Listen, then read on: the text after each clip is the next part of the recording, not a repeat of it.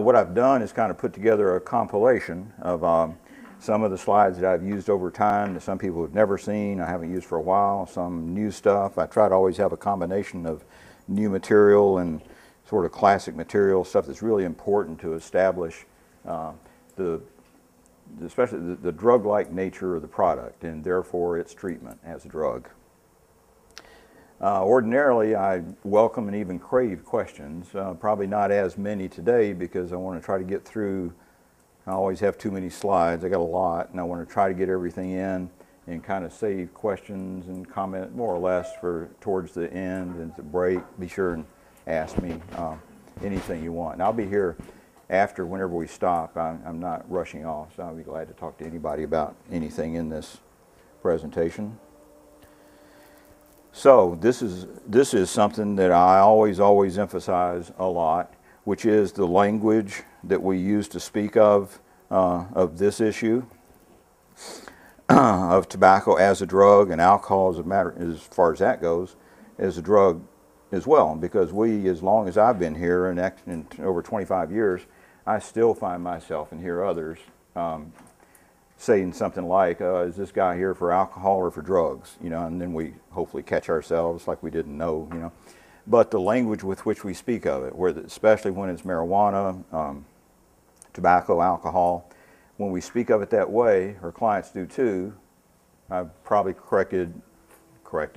said something to every person in the room when they're talking to me about this, and they'll say something like, oh, so maybe nicotine will help you deal with drugs. I say, nicotine is a drug, yes. So, but if you allow yourself and others to keep thinking it's in some separate class, then that means it requires some different treatment or can't be treated or it's just a nasty habit, which is kind of how our clients tend to think about it. It's just something to do with your hands, a nasty habit, etc. I want them to think, and you do too, and talk about it as a serious major drug addiction. And if we don't, then we minimize it.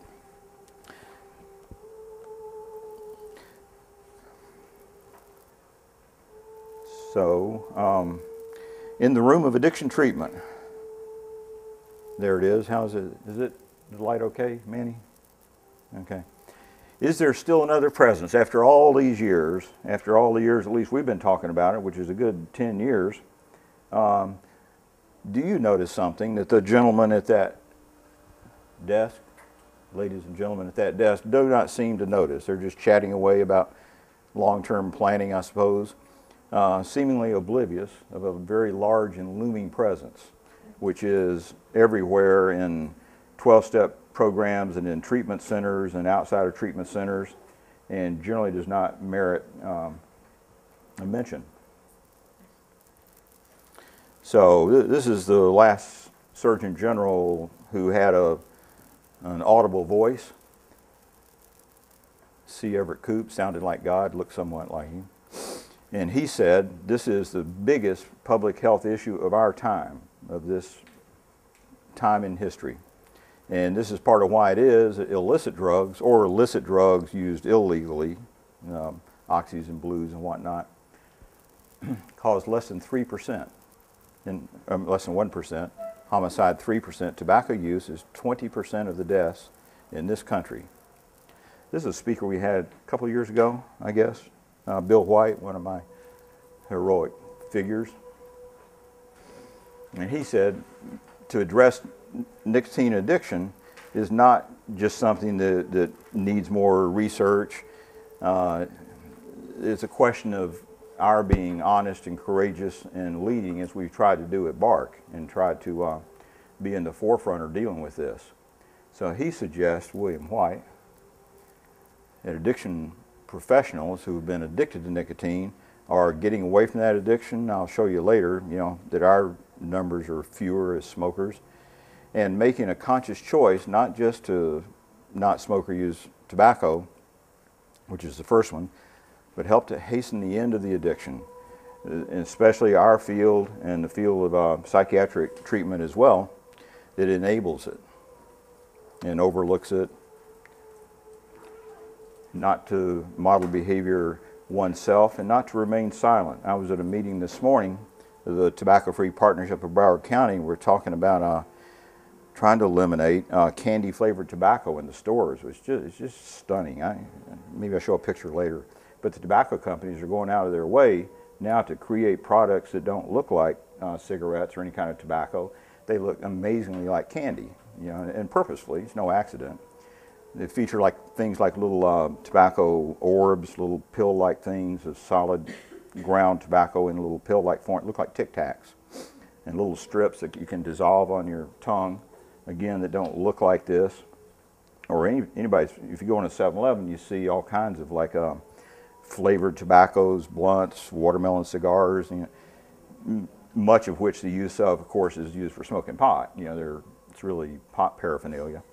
But it's also intro-level smoking for little kids who, just like kids can't drink harsh, straight grain alcohol, so they want fruit-flavored wines and coolers and things like that.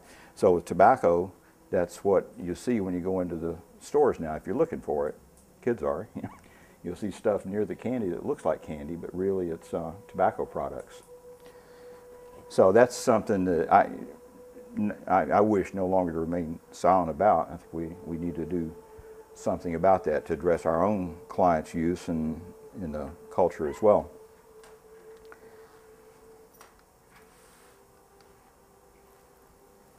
Okay, people with substance abuse or mental health diagnoses, our clientele, potential or existing, use 44% of all the cigarettes smoked in this country.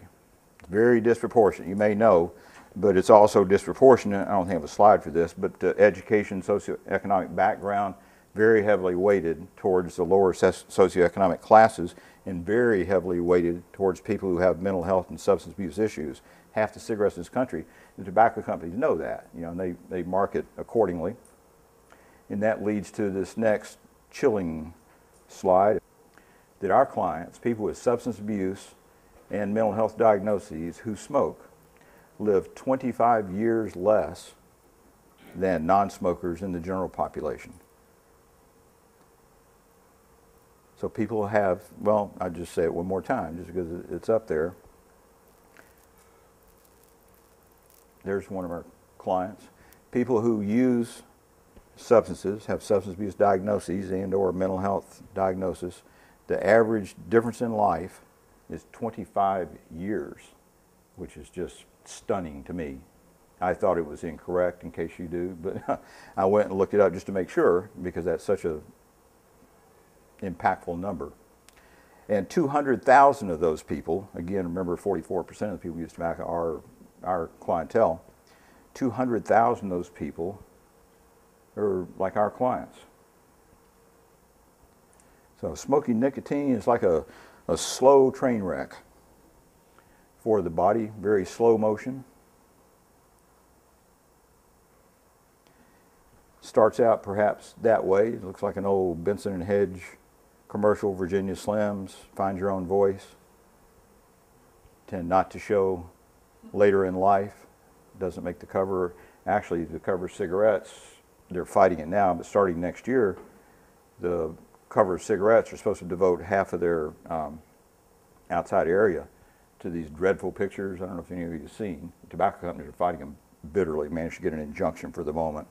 But in future, cigarettes are going to, I think the eventual future of it should be that they come in plain brown wrappers. But for the meantime, they're going to show, as European cigarettes do, Canadian cigarettes, you know, a picture of like a throat cancer or a couple of pathetic kids begging their parent to stop smoking, and something you have to look at every time you take out a cigarette. The tobacco companies don't care for that kind of marketing. So the same sort of thing, differently stated, a heavy smoker of 25 years old, heavy meaning a pack a day, not all that heavy, can expect to lose 25% of his life due to smoking. And just now that I'm mentioning it, heavy smoking levels, a lot of people now are smoking fewer cigarettes, chiefly because of the price, if nothing else. The price has doubled and tripled in a lot of places. So people, you know, some people will smoke a cigarette and they'll put it out halfway through, smoke the rest of it later. But what they end up doing is compensating the same way people, when they smoke light cigarettes, mild, medium cigarettes, you know, which are supposedly better for them. What they do unconsciously is take more drags, they take deeper drags, they hold the smoke longer in their lungs, you know, trying to get their accustomed dosage of nicotine out. and end up doing just as much, if not more damage, which is why they're not allowed to anymore advertise as mild, light, medium. You guys probably know that. Our clients have to know to ask for the silver box of Marlboros now, or whatever, because it can't say like light or mild or medium. So I just say that to say, even though people cut down, or they might be cutting down with a view towards making themselves more healthy, but it doesn't really work. There is no safe level of smoking, and usually people are deluding themselves and really putting in more smoke to their body than they realize. You know? So that's such a huge cost. And the quality of life too. Again, I just interrupt myself one more time to say people have this vision of being healthy, and all of a sudden, like come to the edge of a table, they die. You know, like they're okay, and then it's like you hit by a truck and you die. But that's not how it is, as anybody would know who's had in their family somebody with emphysema or lung cancer. It is a dreadful quality of life, and it's very slow decline. It's very wasting death. People tend to be around maybe on oxygen, or it's painful to see. And the quality of life is poor and centered around their smoking. Too many people I've known and seen who like take the oxygen tube out of their nose so they can go sneak a cigarette and hope their kids aren't watching. You know, it's a tough way to live. So the fantasy is that you'll live a normal, great, enjoyable life, and then someday suddenly you won't exist. You know, so it's not just that you lose the 25 years, which is bad enough. You know, I don't know if it needs more embroidery, but the quality of life is so much less. So here again, just to reinforce the seriousness of it, here's the cause. This is premature death, death way before your time, 20, 25 years before the expected mortality rate. And the things that people fear that make the front pages and headlines and people dread, like as they do plane crashes. People are very afraid of plane crashes, but not so worried about car crashes, which kill, you know, 1,000 times more people in airplane crashes, but that's not what people fret about. So these are the sort of things that people, you know, hope and fear will not happen to them. When the two big heavy lifters, as we know, but sometimes you don't realize how much bigger they are alcohol, and that bar is over 100,000 people. But the big guy, the heavy lifter of all, is tobacco. And that that's both primary use, 61%, which is one's own smoke. That's about 430,000 people. It almost sounds odd to say, like, you know, 435,000 people, like it's just casual. But about over 430,000 people per year. And they're still dying in these numbers, because although the smoking rate has declined in recent years, the mortality rates takes a while to catch up. You know, it takes anywhere from 10 to 20 years before mortality rates, like they've started to drop now for men for lung cancer, but not for women, because women's smoking came on strongly later than men's did. So this is still current data. So that's a combination of people's own use and of secondhand smoke, because secondhand smoke, not one's own, and not just walking by somebody, but living with somebody who smokes, working in a smoke-rich environment, takes the lives of over 50,000 people a year in this country. There are many, many people, and for some reason, not totally clear, women are more susceptible to secondhand smoke, more likely to get breast cancer or lung cancer from not their own smoke. So that to me that's very sad too. So that's a combination of that. And again, like I was saying, this is just a different little representation of all those deaths. A couple of 100,000 of those people, again, far more than all the other things put together, are our clientele, our target population.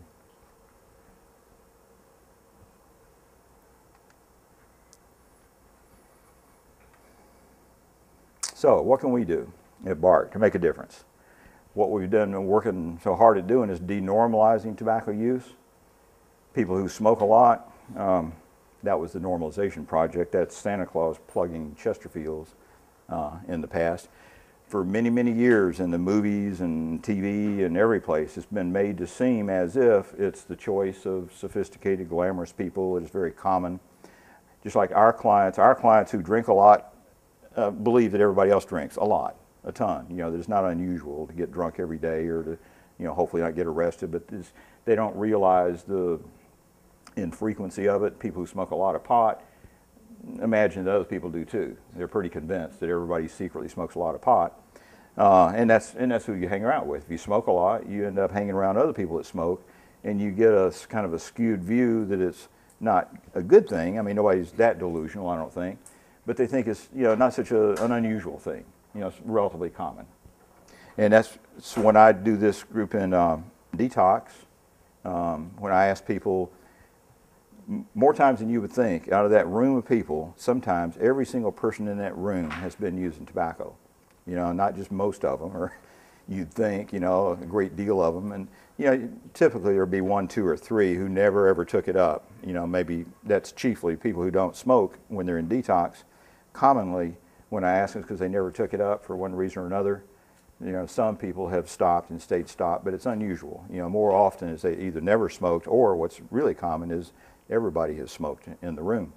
So when I ask them what's the smoking rate out in the state of Florida, you know, they guess 60, 70%, you know, some such, when it's really less than 19%. People do not realize, you know, how relatively uncommon it is when they're still using it. You know, once you stop, the first thing is you notice lots of people smoking after you stop. You know, you notice like everybody, it's all over the place. You notice ads and free cigarettes and all, you know, it's just very widespread because you're very sensitized to it. But then later you notice there really aren't that many people that smoke anymore.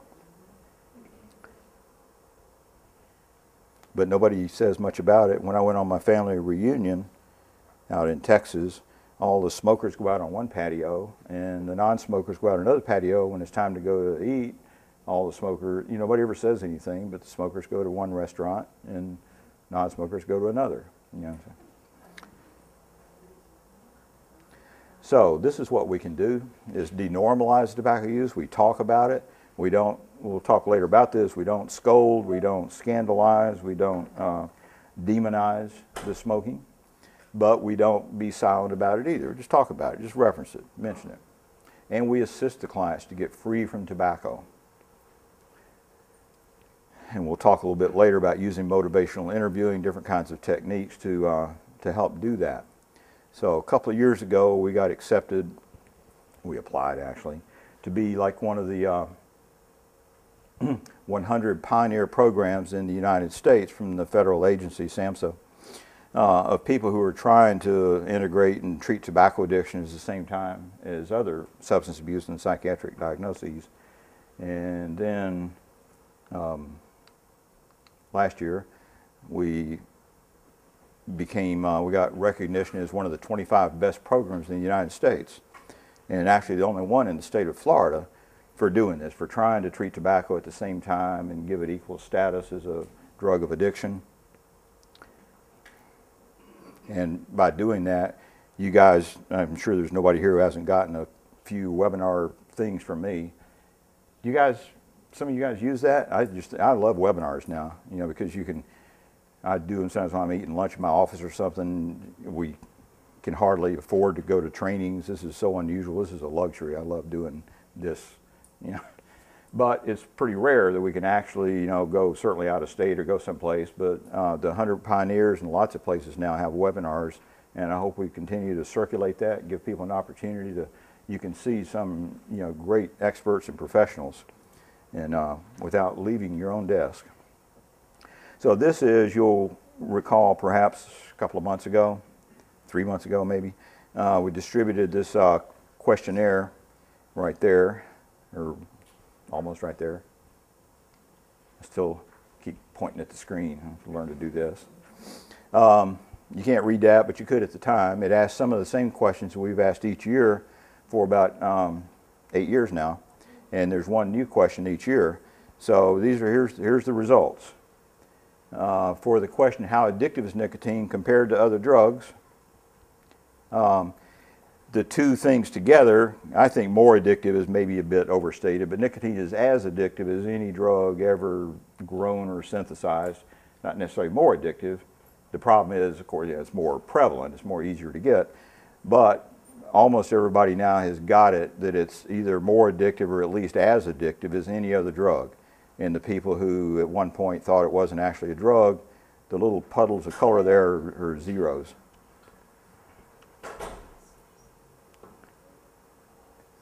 So, and then the next question, which is how important is treating tobacco in overall health? And extremely to very important is the overwhelming choice. Somewhat important is at least something, but that is not important at all. Whoops. What did I do there? Okay. Okay. That is not important at all has also gone down to 0.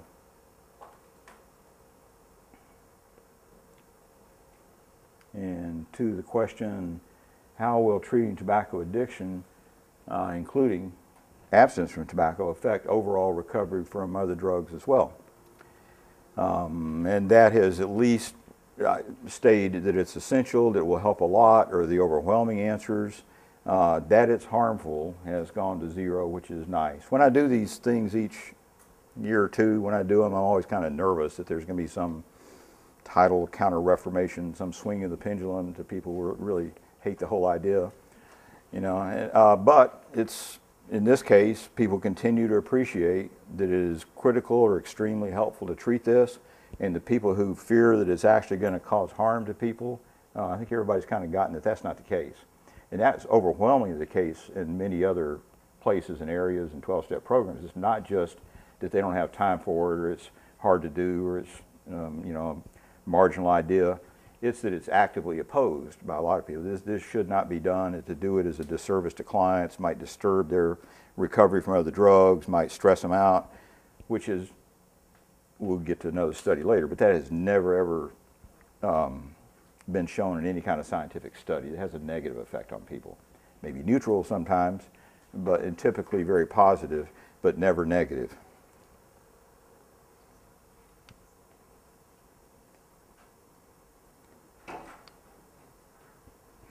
So, similar question, is treating it along with other addictions a good idea? And most people say absolutely.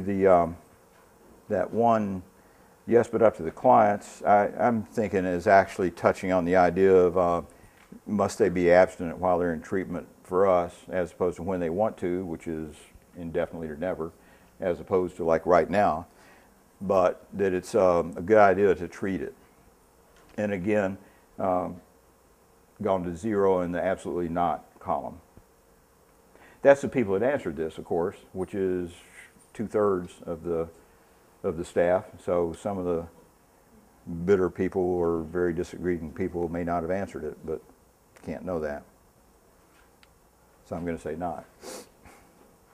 Being a marginal scientist, as Daryl knows, I'm prepared. Do you use tobacco? And I put this into context by saying at a typical, the average use rate at a substance abuse or psychiatric treatment facility is between 31 and 33%. Very much higher than the smoking rate in general. And it kind of makes sense because a lot of people who work in treatment centers have come up through their own recoveries and through 12-step and where there's been a lot of smoking. So it's more common than you'd think. So the fact that ours, that actually the go column is, see, that's the problem. I think I'm doing this like a laser pointer. And it turns out that there's a difference between a laser pointer and advancing the slide button here. So on the extreme right, the column current users, that was 6% last year. It's 8% this year, which as a marginal scientist, I'll interpret as statistically insignificant. But again, it's a relatively low. It's way low number, and I think that's a tribute to our work here at BARC and to people's awareness and awareness of being a role model for clients and concern of your coworkers for your own health. So I hope that the next time I drive by BARC in a few years, that the smoking rate will be like 0%. That people will be surprised to learn that I used to worry about people smoking and tobacco, because we don't do that anymore here. I was at my granddaughter's birthday party last year, and when it came time to light the birthday candles on the cake, and there was probably 30 adults, almost as many in the room, and they asked who's got a lighter so we can light the candles, and nobody had a lighter. Maybe there was 25 people, but there were a lot of people. And it was just to make people like, oh, come on, somebody's got, you smoke, don't you? And they go, no, I don't, not anymore. You know, somebody here? And it was just so weird because usually in the past that would have produced 15 lighters. Some people would have had 2. I would have had, just in case I lost one, I'd have a backup with me. You know? So it's the rising tide. It really is.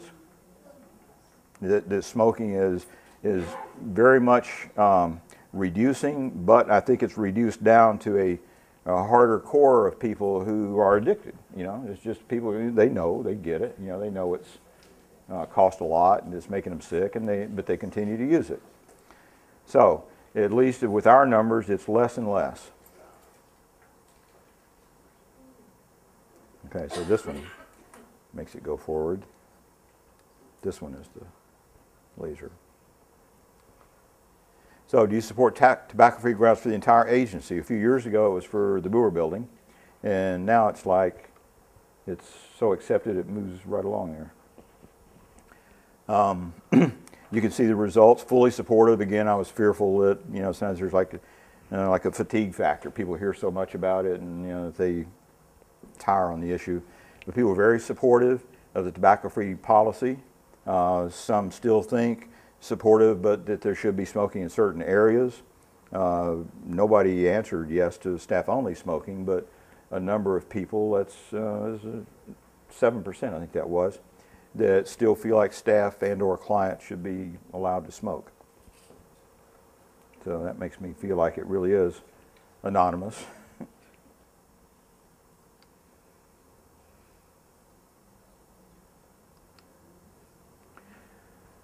So, and this was the question we added last year, which was violations of tobacco-free grounds policy should be confronted by, maybe that's the wrong word, maybe I shouldn't put in confronted, but noticed by whom?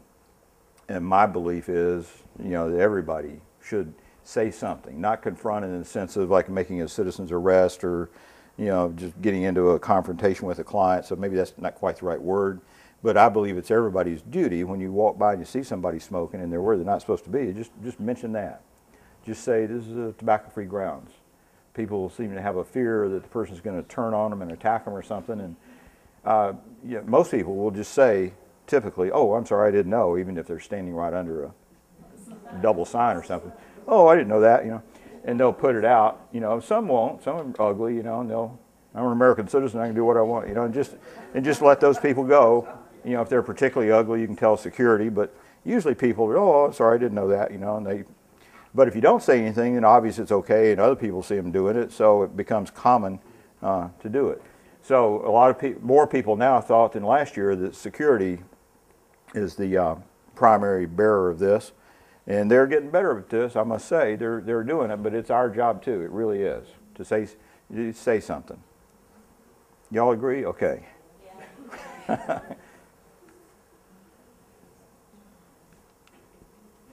And I think this might be the last of the questions, and this was the one we just put in for this year, because at one of the last TAP meetings, we were just saying, just like a depressing thought, what if people aren't actually even doing this, like in their private offices? How many people like actually say something to clients, you know, when there's nobody around or whatnot? But the question was, out of every 10 clients you see, how many of them do you mention this to? Do you say anything about their smoking? And I was surprised. When I saw the first one that said 10 out of 10, because that seemed like an aberration. I didn't really think anybody would say that except me and certain people in this room who know who they are. But like one after the other turned up. It turned out to be the simple majority. Over 50% of the people said they said something to people about their smoking. And it might just be like on a questionnaire when you can't get around it, like the BPS, do you smoke or not? But, you know, again, the question is, do you just even reference it? Do you just talk about it even a little bit? And that's what we're hoping for and looking for. So I don't know what the distribution means there, but I'm encouraged that, and be interesting to see if this is done again next year, how that might change. So I'm thinking that we can have more success by lowering the definition of success. That's I like to do it sometimes. So if the goal is to get somebody to stop smoking, then that's pretty tough sledding. I mean, that's hard to do. You get a lot of pushback sometimes if you just set out, I'm going to make you stop smoking. You know, like it's hard work. And people know that, and they're just not up for it. But if the goal is not that, but just to get some information, da-da, next to the jar of tar that might be in the middle of your desk or something. What is that? The client will ask, and you say, oh, well, I don't know, I'm busy doing paperwork here, but here, read this. You know, just say something to it. Oh, that's the tar that you get from smoking. While I'm doing paperwork, you can read this, and you have done something. Just by simply handing, yeah, or you might turn it over so they can appreciate the viscosity of it, you know. We'll get to that later. But the idea is, if the goal is simply to mention, well, I think you said in your history that you smoke, so this is just, you know, something about it here. And if you're interested in knowing more, I'm pretty busy, but there's an 800 number here you can call up, and they know all about this stuff. And you have done something. You've done a lot, actually. Could do more, you know, but that would be like a whole lot, more than you know. Yeah, so.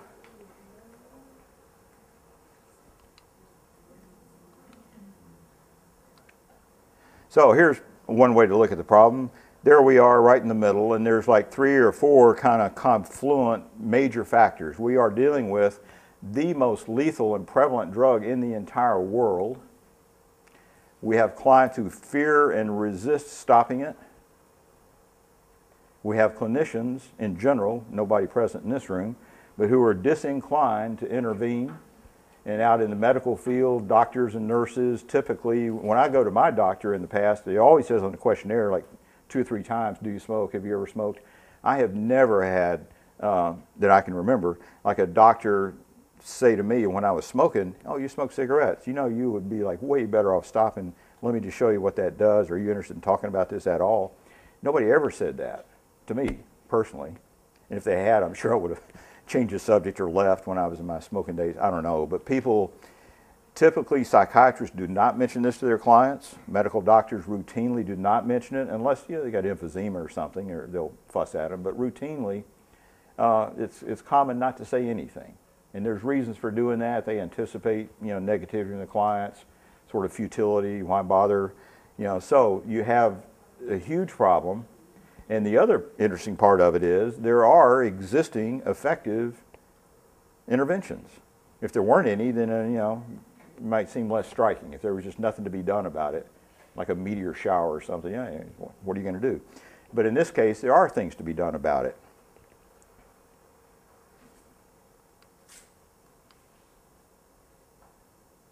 So these are just some of the health consequences of smoking, and I show this as much as anything just because people kind of restrict their awareness to lung cancer and maybe emphysema. And most people don't know what emphysema is. And again, when I smoked those years ago, but I smoked for over 20 years, and I didn't know what emphysema was, couldn't spell it, didn't even care to know what it was. Lung cancer I knew, and most people do, most people know, as well they might, because lung cancer kills about 178,000 people each year in this country. Lung cancer, all by its little self, is the #1 fatal disease in this country. So most people know about that, and that's, but they don't realize that all these other diseases, and there's lots more, these are just some of them right here, but for sure, like cardiovascular and strokes and so many things, the primary cause of it really is smoking, but it's not commonly attributed to or spoken of as the problem, but highly associated with cancers throughout the entire body. And I don't think we talk so much in here about the reproductive effects, but the terrible toll this takes on developing fetuses and little children. Okay, here's a little something here on it. From secondhand smoke, of which there is no safe level, incidentally, exposure to one cigarette. This seems like an exaggeration, and yet it's not. Being exposed to one cigarette will trigger a little inflammation in the lining of the arteries. a little stiffening of the artery, which is a precursor to cardiac issues from exposure to one cigarette. It doesn't cause a heart attack. Although I will say people who already have on the edge of having a heart attack, which is a lot of people have major cardiovascular problems and just don't know it, you know. So if those people are exposed to relatively low level of secondhand smoke, it might trigger an episode in them. And health effects not known, like ear problems. Some of you heard me say in the past, I didn't know, that ear infections, leading cause of that is being around smoke, and the infection is caused by smoke in the back of the throat, blocks off the, what do you call it, eustachian tube. So fluid builds up in the ear, gets infected. I think I may have said this is embarrassing, but a year or so ago I was talking to one of my two children, and I said, well, thank goodness, like, you didn't get an ear infection all those years when I was smoking. And my daughter says, yeah, actually we did have ear infections. So, side effect of smoking, I managed to delete the memory, I guess. I said, no, you did not. She says, oh yeah, our brother and both we had ear infections. So I said, well, I didn't know back then. Back in the day when I used to, like, lower the window in the car this much, you know, or turn a fan on, or, you know, something like that, which is just pathetic. I can't believe I did that, but I did. And I can't be prosecuted now because of the statute of limitations. But a lot of people really don't know. You know, they don't know SIDS, as dreadful as that is. Sudden infant death syndrome is highly associated with secondhand smoke. I've seen I don't think I have the graph with me, but a straight bar graph of number of cigarettes smoked as likelihood of SIDS, which suggests a cause and effect.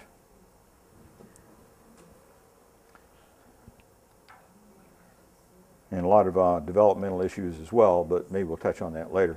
So quitting smoking lowers the risk of death, but the reason I put this in, because at any age, it makes a terrific difference.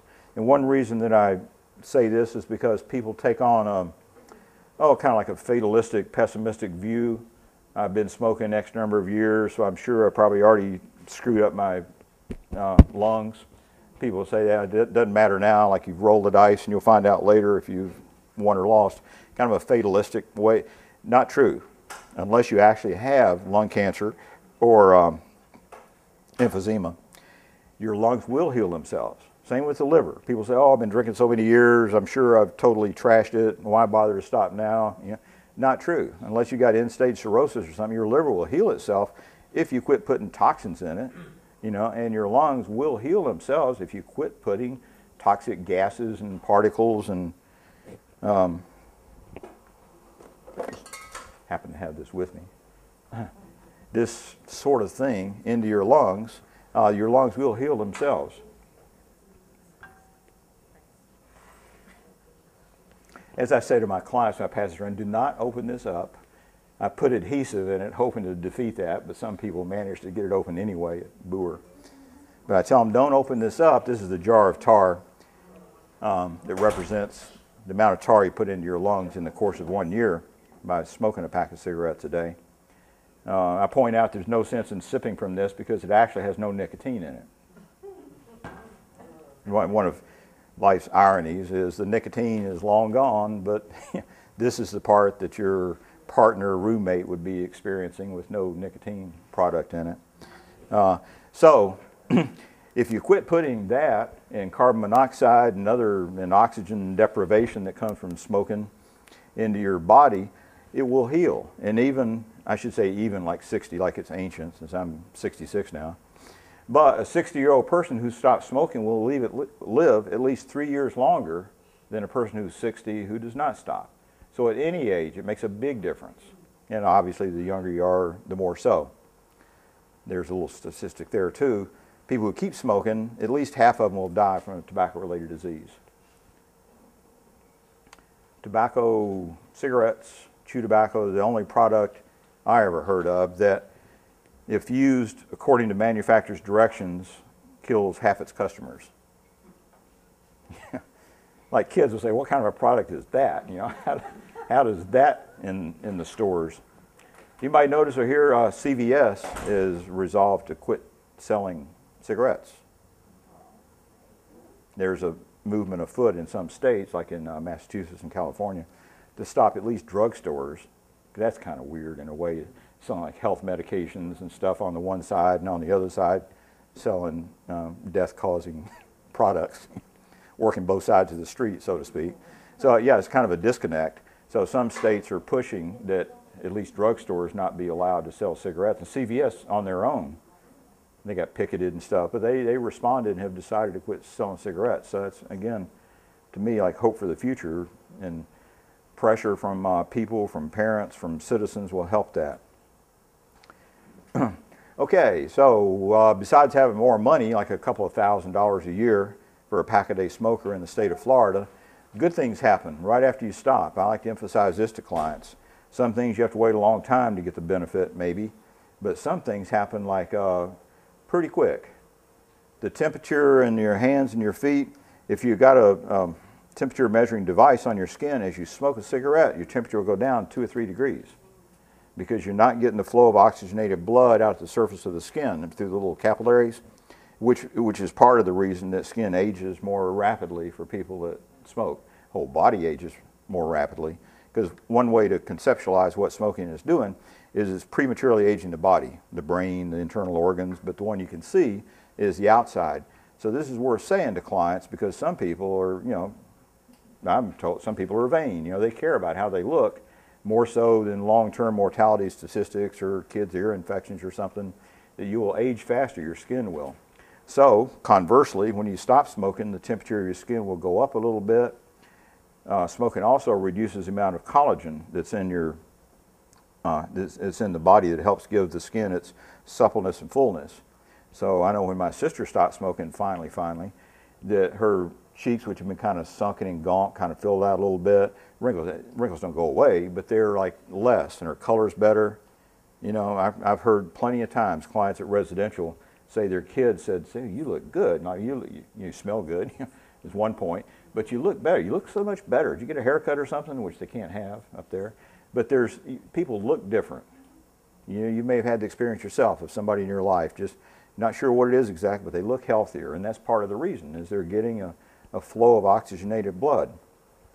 The carbon monoxide, it doesn't really go to normal. I should change that in 8 to 12 hours, but within a day or so, carbon monoxide is essentially undetectable in the body, which means that your oxygen level is back up to close to normal. When you go in the hospital and they put the little device on your fingertip, oximeter. Anybody here got medical training? You have to be careful. Uh-oh. Okay, well, I'll just... okay. I think that's what's called an oximeter or something. They put it on to see like oxygen saturation in your blood. Are you going to need supplemental oxygen when you, or not? And if you're smoking, they know it, and you can tell like right away. So your oxygen level comes back up, which it turns out also has marvelous positive effects on the brain. More on that later. But I think the brain is even more sensitive to this.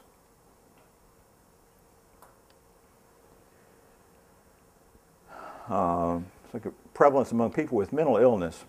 It's 75% plus. For a lot of diagnoses, schizophrenia, a number of other diagnoses higher than that. It's like 85 to 90%, as opposed to the 18.2% for the general population. And in mental health settings, I was saying 30, 35% of the staff are smoking, but not us. We're 8% and declining.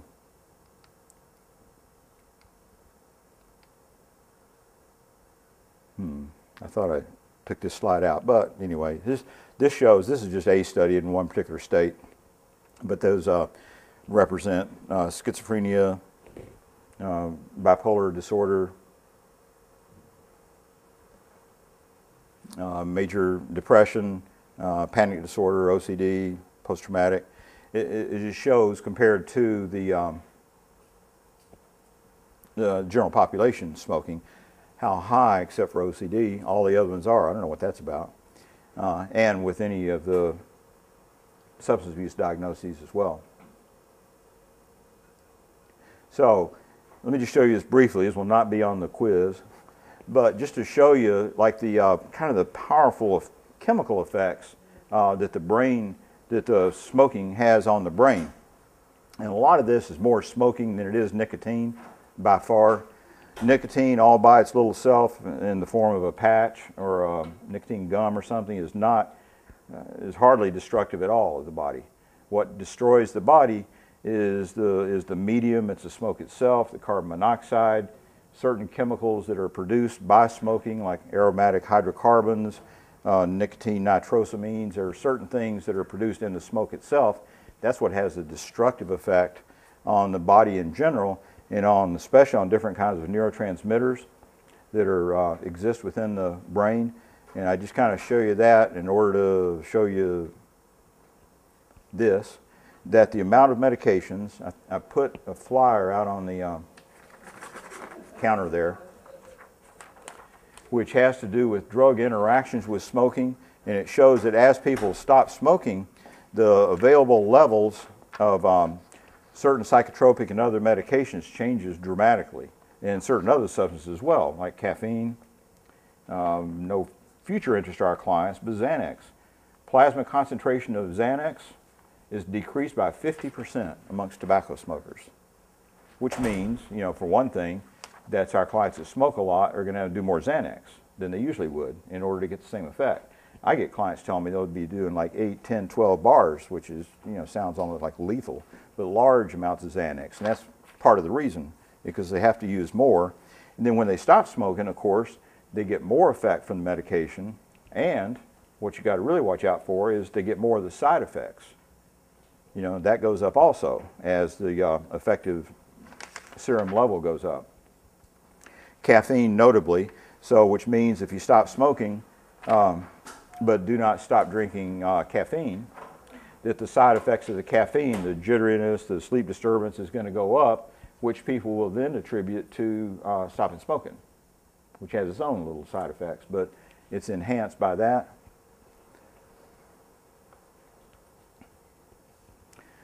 And I think it increases self-esteem. People feel like really good about stopping smoking. I mean, as an accomplishment, they feel better physically, but anybody who's ever stopped smoking, I think, I did, just thought like that's just such a wonderful accomplishment. If I can do that, I can do a lot of other things. So what are the odds?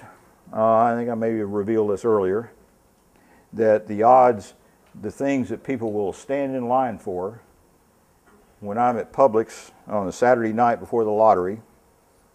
Not that I'm often in Publix on Saturday night, don't want to say anything about my social life, but when I am, I'll say a big line for the lottery. People standing in line for this, for a 23 million to one shot, 146 million. I'll be the one. This is my bet my license plate. They think that their luck will work in their favor with that, and yet I've heard this called innumeracy. As opposed to illiteracy. It's like not really getting it with the numbers. So the odds of getting a fatal disease from smoking are 1 to 1, 50%, which is a terrible bet. That's not even a bet. That's just, and yet people say, oh, it won't be me, or I'll stop, when I, pretty soon you'll see, So kind of helping them understand that it's not just as, somewhat likely. It's quite likely, actually, that if you keep on smoking, like if you drive every place you go 100 miles an hour, you will at some point get a ticket or have a crash.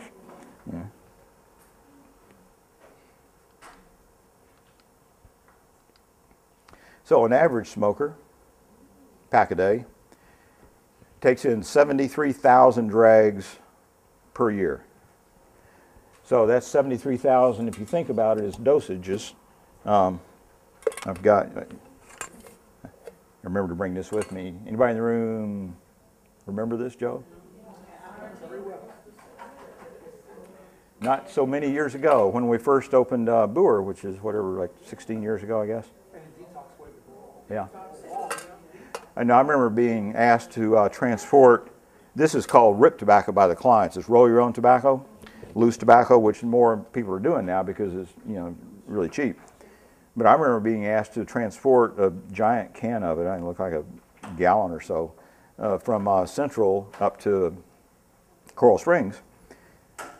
I remember thinking, well, I don't know, I would just well not do that. Don't want to be too prudish here or anything, but there's something distasteful about that.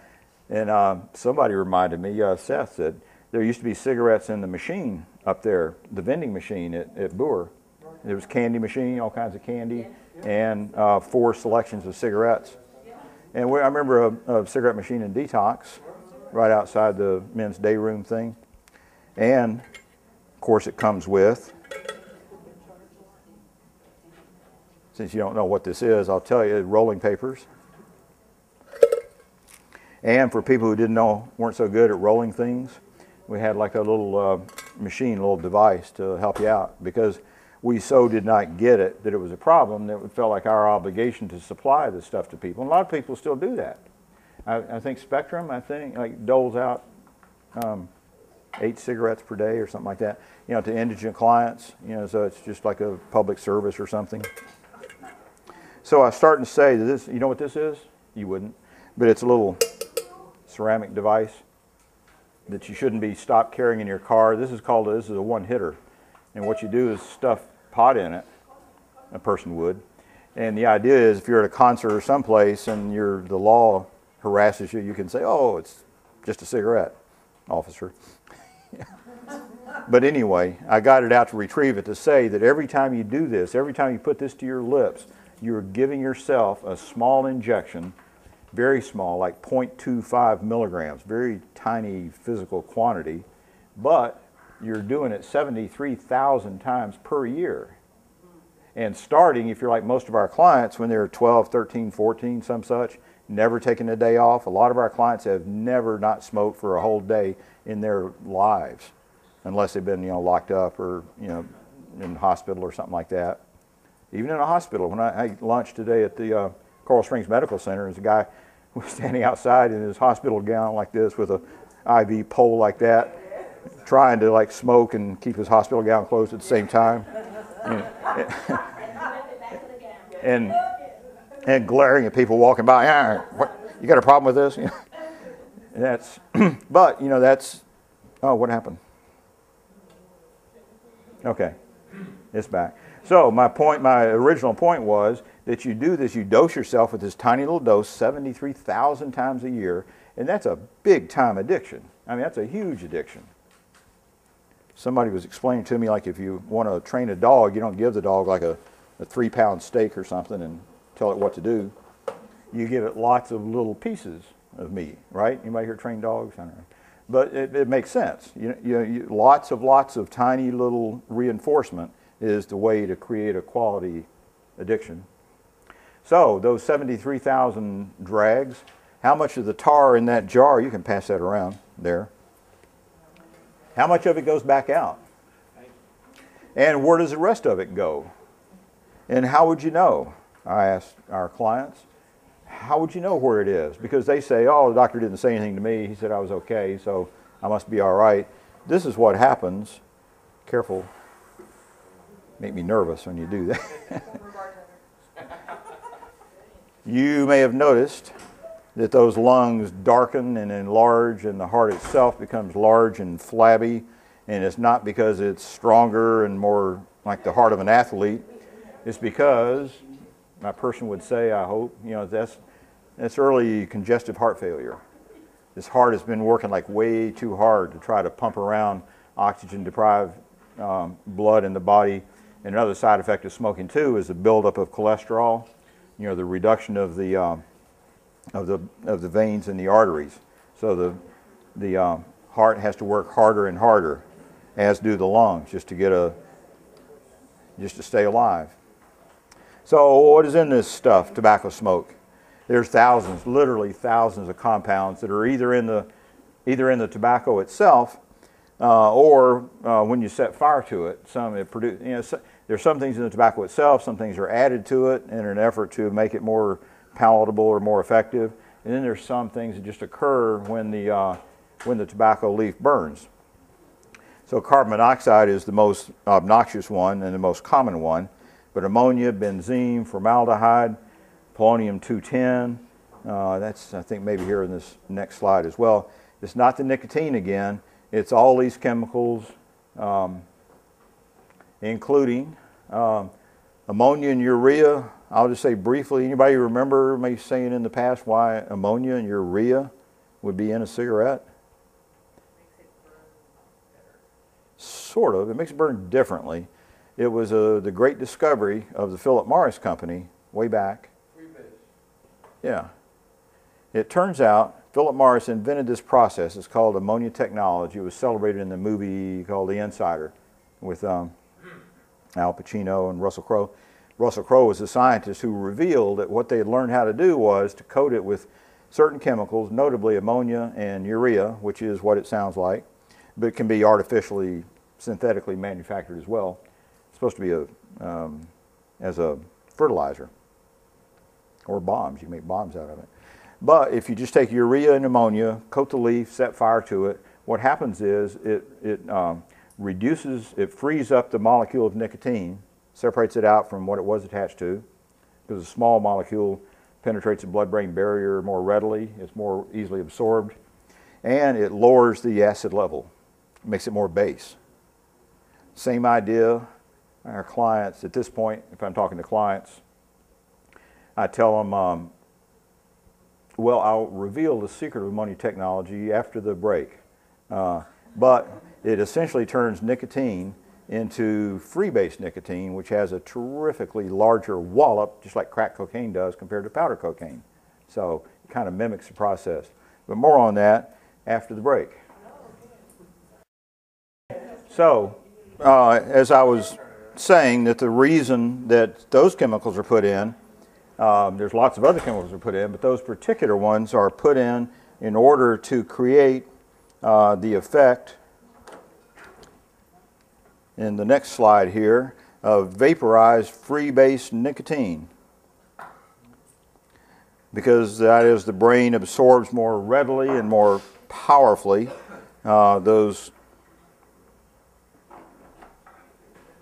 anything that's of a lower acid level, which is what base is. So essentially, crack cocaine is cocaine that's been separated out from the hydrochloride, the larger molecule, into a free molecule and into a base state. And this is where I tell clients, do not start talking about how you do this. But they know. Some of them do. I mean, but it's the same process. And then it's absorbed in through the lungs, into the arterial blood in 5 or 6 seconds. And that's what makes it so much more powerful. Polonium-210 is actually absorbed by the tobacco plant out of the earth and the fertilizer that's used, the phosphates that are used to fertilize it. But from smoking a pack of cigarettes a day for a year, you get the equivalent of 50 to 100 chest x-rays. Any one of which is not a danger, but I know when I get my chest x-ray, they tell me this is harmless, but then they put a lead apron on me and everybody leaves the room. So I don't think it's totally harmless. And again, the reason they do it is because it's a cumulative thing. Any one is no big deal, but if you work in a place like that and you get repeated doses, that's not good.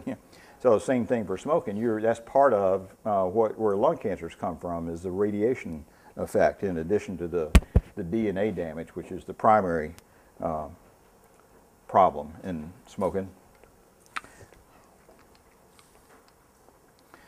So there's lots of other chemicals, of course. There's hundreds, thousands, really. Here's just a few of them. Propylene glycol, which is a key ingredient in antifreeze. Pesticide residues, anything that's that the tobacco plant has been coated with, which obviously they're going to coat it with some kind of insecticide.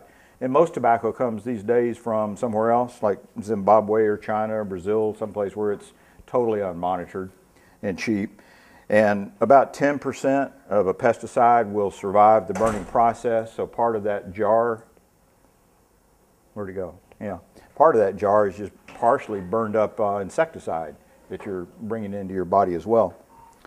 Caffeine, glycerol to soften it up a little bit. Cocoa, it turns out when cocoa burns, it produces a natural bronchodilator. So a bronchodilator, if anybody in the room uses it, is intended to be able to open up your airway so you can get some oxygen in there and breathe properly. But cocoa produces this natural bronchodilator in order to get more smoke deeper in through the alveoli and the tiny little cells in the lung. That sounds pretty evil. So how is it that smoking nicotine and chewing it, I don't say enough about that incidentally, but it's a bigger part of the market these days. How is it connected with the addiction to and recovery from other drugs? So we may, instead of doing this sort of thing, I've been on both ends of that, being the basher or the bashee, or terrible, shocking pictures. That's somebody there who is actually smoking through a stoma, right there. The person who's had a tracheotomy to take out a cancerous larynx, like Earl that comes to see us and talk to our clients. But she is, as many laryngectomies do, about a quarter of them continue to smoke, though not for long, usually about 6 months or so. Are there statistical or scientific associations that show the interaction with recovery from other drugs? They have like a really positive smoking gun quality type of evidence. Well, here's 3 things that come to my mind that I like to talk about with clients and may have one time or another with you guys, but like scientific proof, not just moralizing and that sort of thing. This was the first study ever. So much in the past, it was said that it might be destructive or counterproductive to deal with smoking early on in recovery, and yet there had never been any kind of scientific study to show one way or another, really. Not by a 12-step, because that's not a scientific organization. It's a help yourself, help other people. They don't do science. So when this was the first scientific study I ever saw in which Dr. Stoit at Texas Tech University measured by urine and blood tests to see how many people who had completed their 28-day program were 1 year later using their drug of choice. The point prevalence kind of thing. I don't know if they've been using it in between or not, but 1 year later, was it in their system? And the results are that of the people who at 1 year later were not using tobacco, 48% of those people were clean from their identified drug of choice. Of the people who 1 year after treatment were using tobacco, 14% of those people were clean from their drug of choice. So this is not a cause and effect kind of a study, it's an association. And there's lots of other confounding factors that might be in there. But there's a strong association, and in lots of other tests that have now been done, there are in this next test, and this is one we use a lot, a test by Judith Prochaska. This is actually a meta-analysis of 19 different studies that are relatively sound scientifically. It's tough in this field to have like a control study, longitudinal control group kind of thing where you poison one group but not the other and see who dies. But what they do is to try to take out as many confounding factors as they can, and as best they can determine through these tests that, again, people who are treating their tobacco use or not using tobacco are 25% more likely to be in long-term recovery from their other drug of choice. And we've tried to be careful, not to say that this is proof that this is what's doing it, but it's a strong association.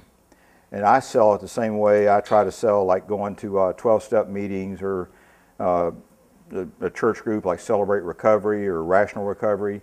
People who do those things, my experience has been, have much higher percentages of staying clean. It's not that that does it for them, and some people get clean without doing those things or continuing smoking, but it just increases the probability, is the way I wish to sell it to people.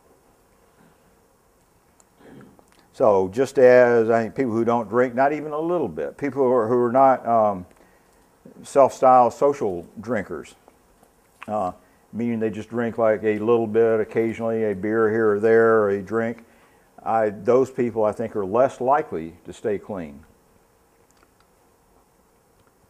So this is a recent research just came out, well actually this has come out over the past few years, but laboratory rats that are exposed to nicotine in their rat infancy, rat adolescence, have an increased affinity and appetite for alcohol. They're more affected by the alcohol, they like it better if they've been exposed to nicotine. That one really likes it, I guess. So this has been shown several times over the past 4 or 5 years. The research that just came out actually this month shows that lab rats who were given nicotine for 7 days in their drinking water had a different physiological response to cocaine that they had never used. But when they were exposed to cocaine, it had a stronger effect on their rat metabolism than did rats who had never been exposed to nicotine. So, and when they did the molecular analysis of it, they traced it down to this like a priming effect. It came from nicotine altering the DNA in a particular gene that's involved in the addiction cycle. So that's part of what I think nicotine does, is it changes genetic structure, it changes the DNA, and it predisposes people. That's why it's even more of a gateway drug than I had previously thought. So another study that I like to show to clients, it shows that ounce for ounce, nicotine is just as powerful if you equivalate, what's the word for that, equivalate? That doesn't sound right.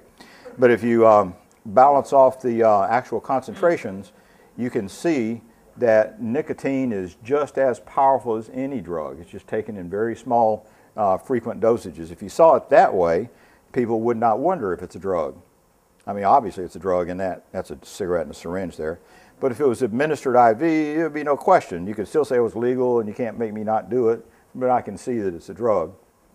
But as long as it's administered in this form that we've all kind of gotten used to, thusly, it seems relatively innocuous. It doesn't look like a drug. But what if people were actually given injections, and I'll go through this quickly as I'm able to, if they actually got liquid nicotine or liquid cocaine, would they be able to tell the difference? Would their brains be able to discriminate between those two drugs? And this was actually done, a study, 12 years ago at Johns Hopkins, and what they did was they recruited clients via their equivalent of the New Times City Link magazine, where you'll see people advertising for drug trials. Try our new headache medication, see if it kills you, we'll give you $400 either way. Yeah. So what they did was advertise, recruit. I guess they didn't advertise, but they recruited people who were who used cocaine, either IV or smoked cocaine, who also smoked at least 1 pack a day of cigarettes, who had never been to a detox, never been to a 12-step meeting, had absolutely no intention of going to any such a thing. And what they did further was they would hook them up to, first they deprived them of all drugs for, I think it was 48 hours, gave them a list of all the different things that they might be getting in this test, ups, downs, and whatnot, or a placebo, a fake. And then they hook them up to an IV, and they put a little bit of either liquid cocaine or liquid nicotine in it, one of 3 different dosages, or a placebo, sugar kind of thing. And then they'd ask them these subjective questions. They'd also measure their heart rate and their breathing rate and whatnot. But these are the questions they would ask, like, are you feeling the drug effect? And, let me see if I press the right button here. One of the 3 different dosages, the little thing down at the bottom is the placebo. You know, one guy liked it. But most people knew they weren't getting anything. So these are 3 different levels of cocaine. The larger one being there, the 40 milligrams, which is per 70, per whatever that is, 150 pounds body weight, I guess. They adjusted it to the size of the person. 25 milligrams is a line of cocaine. So it's a real dosage. It's not just a trace. And on the right side, this upper number here of nicotine would be the equivalent of smoking a couple of cigarettes real intensely, like back to back. Like me in the past, getting ready to get on an airplane for 4 hours, excusing myself from my family. I got to go make a phone call before we go. And I'll go, smoke a couple of cigarettes, to just get myself ready to go. So it's a bolus. It's a little more intense than average smoke, but still, it's a couple of cigarettes. And you can see for your own self, but I'll tell you anyway, that one is bigger than that one.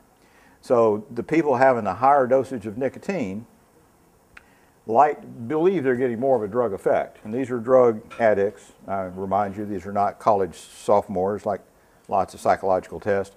Do you feel a rush? Nicotine wins handily. And I'll zip through some of the other questions here.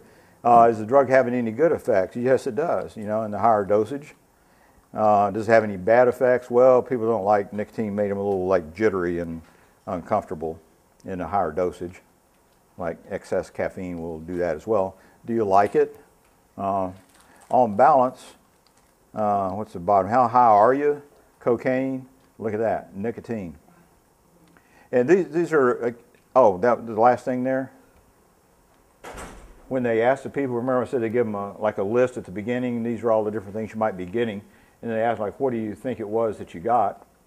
Most people correctly guess stimulants, though not everybody, because it turns out, I think maybe in the next slide or two, like opiates also produce dopamine. You know, all drugs of abuse, you know, produce dopamine, and dopamine is dopamine. It doesn't matter like where it came from, it has a pleasure-creating effect in the brain.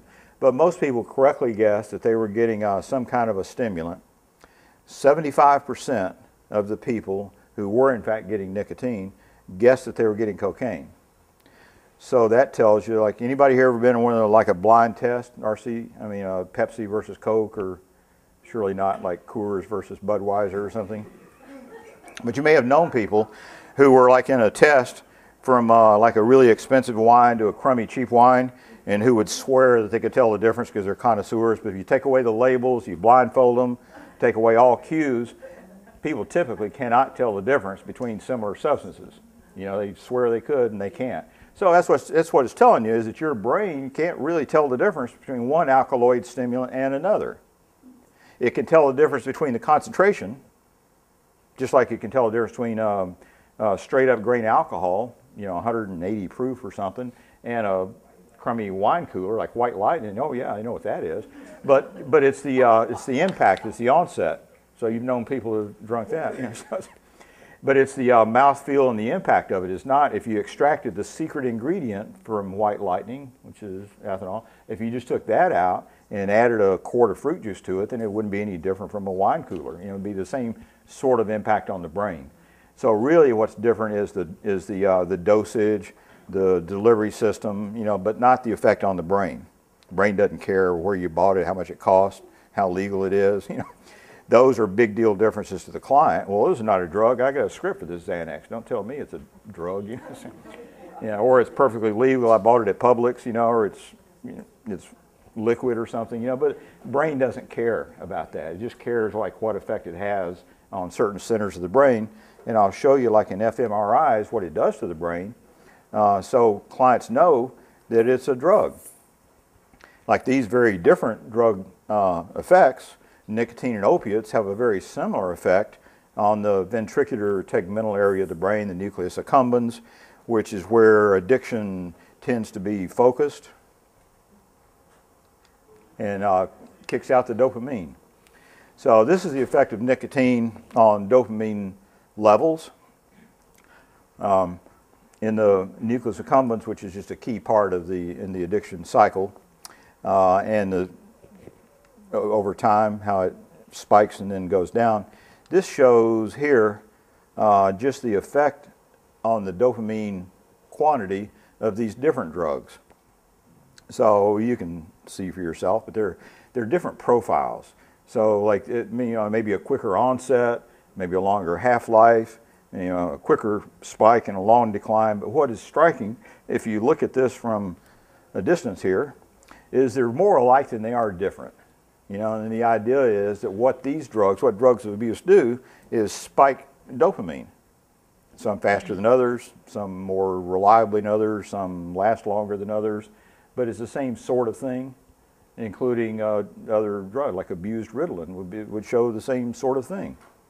If you smoke your Ritalin, which I would not mention in another setting, you would get another spike like that because your brain is, okay, you know, that's a stimulant drug.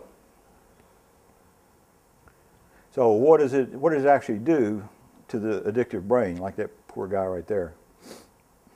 How does it affect the recovering brain? Well, this is sort of a quick overview of how it actually operates, but the vaporized nicotine enters the bloodstream through the lungs, which is a very powerful way, again, to get in the arterial blood. That's what you want to do, and get it in there in less than 6 seconds to maximize the addiction. Goes into the brain, or a model thereof, and it spreads through the brain like really quickly. This is a person who's addicted to nicotine who has had no nicotine for I think 48 hours in this case. One drag on a cigarette, 3 drags on a cigarette. The little blue things are nicotine receptors filling with nicotine. And by the time the person has finished a cigarette, the brain is suffused with nicotine. Now, if you smoke a lot, you would develop more nicotine receptors. Or if your mom smoked while carrying you when she was pregnant, you will be born with more nicotine receptors, which, just like being sort of pre-wired for alcohol, if you don't get any alcohol, then it's a moot point, doesn't matter. But if you do get alcohol, you'll respond to it and metabolize it differently than would a person who had not had that exposure. So when you stop smoking, you got more neurons, more receptors. The receptors, incidentally, are not just for nicotine. That would be kind of weird if the brain were designed to receive nicotine.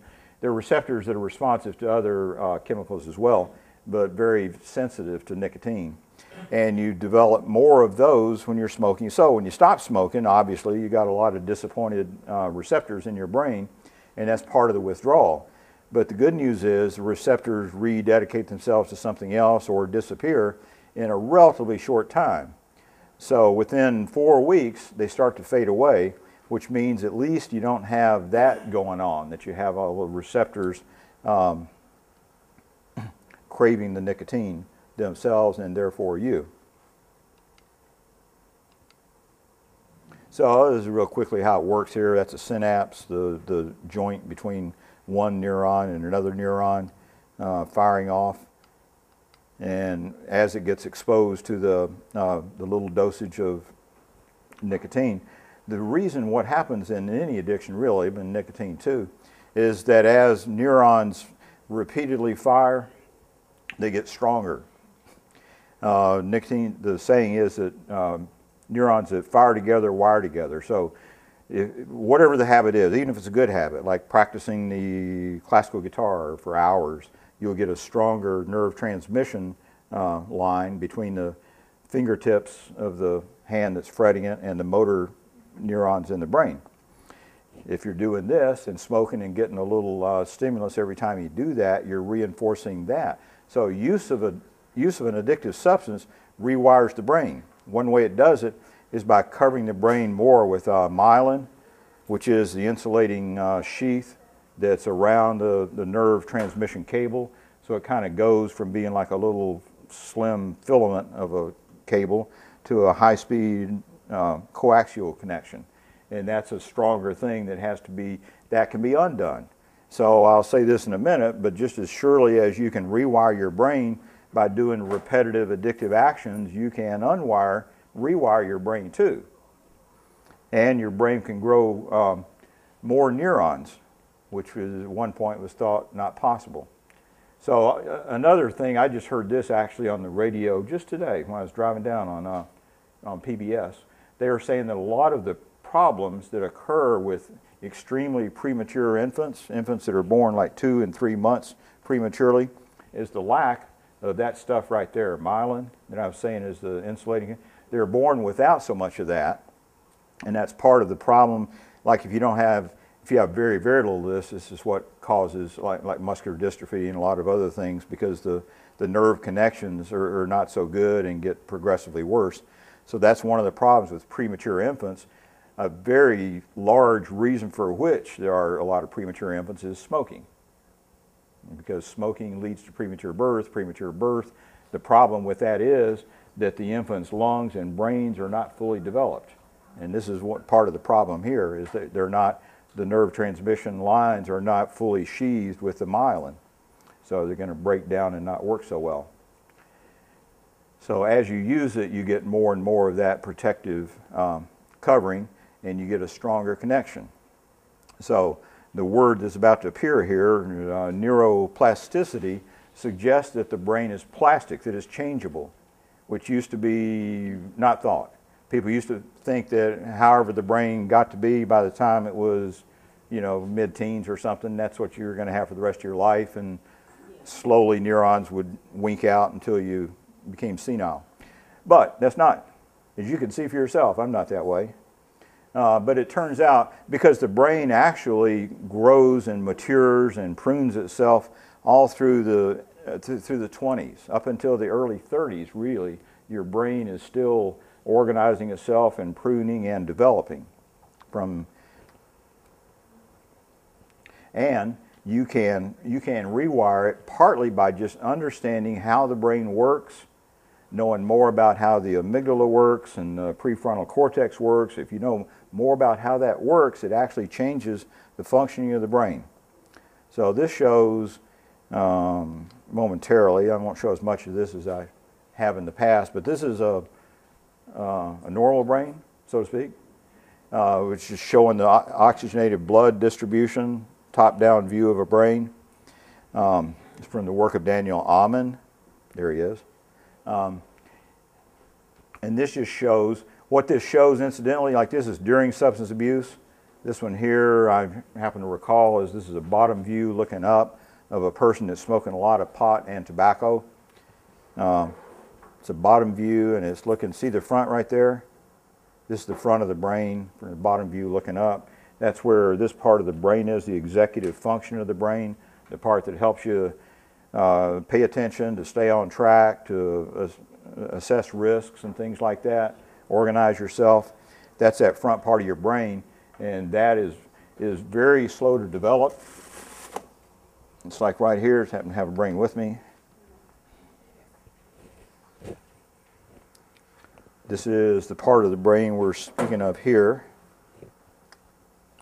And in this part of the brain right here, the prefrontal cortex, especially on the left side, is the part that needs to be developed in order to maximize chances to get into and stay in recovery. Factors that affect negatively the functioning of the brain. Smoking, Daniel Amen says, is the worst thing that you can possibly do to your brain. Excessive use of any drugs, including alcohol, concussions.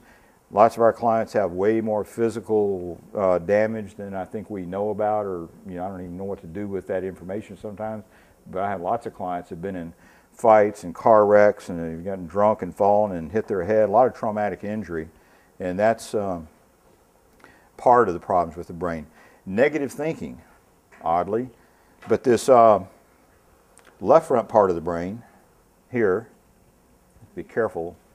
First time I ever did this, I clapped that to my head like that, overlooking the fact that it has a couple of screws.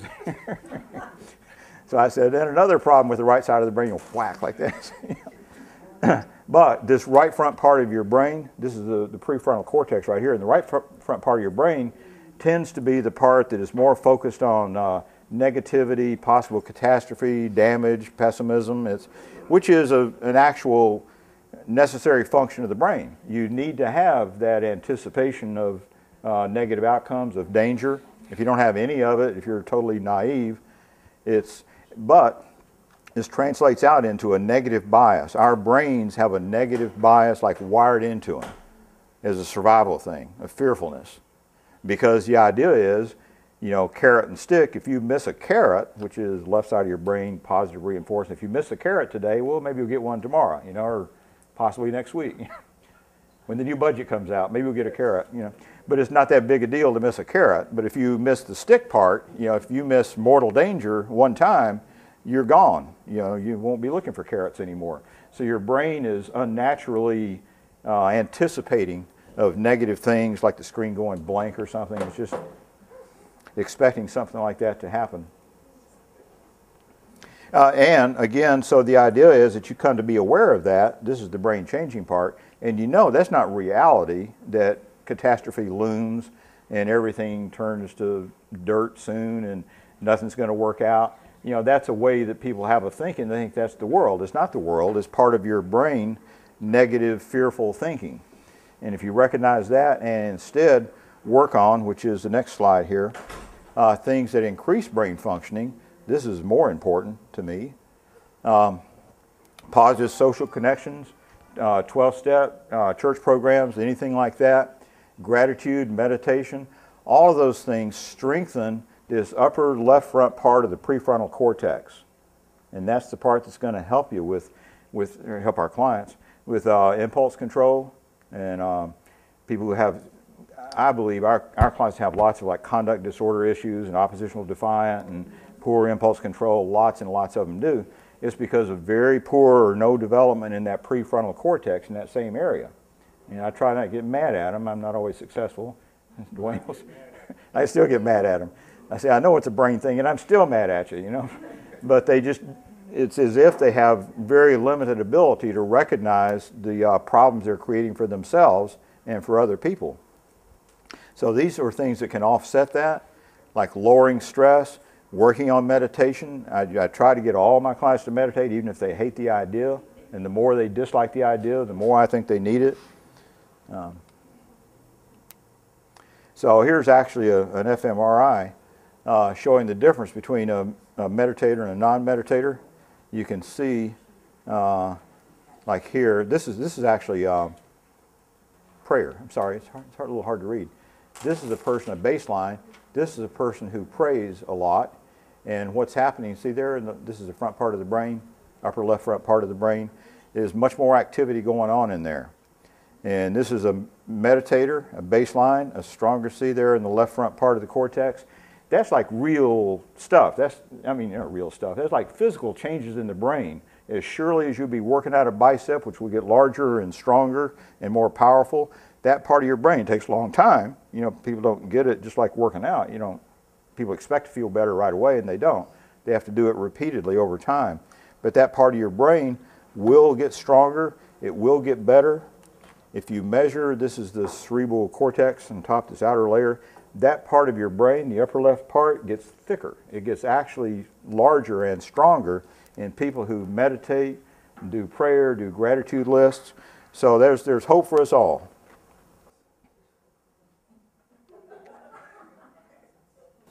And this is another thing that you got going on too, unbeknownst to people, unbeknownst to scientists until fairly recently, hardly 10, 15 years ago. Again, it was thought that you had a certain supply of neurons and they would slowly die off. But it turns out that in lowered stress conditions, I point out here, in lowered stress situations, the brain will create new neurons. That was neuroscientific heresy a few years ago, but it turns out that it does produce little stem cells. They form around the hippocampus, real deep in the brain, way down in this part here. And if you are in relatively low stress conditions, it produces this chemical, which will be on the test, brain-derived neurotrophic factor. It's like a fertilizer for the growth and the sustaining of new neurons, but under stress, that doesn't happen. So the more stress people are under, the less likely it is that they're going to have these new nerve cells growing. Also, incidentally, that's why the immune system is so affected by stress.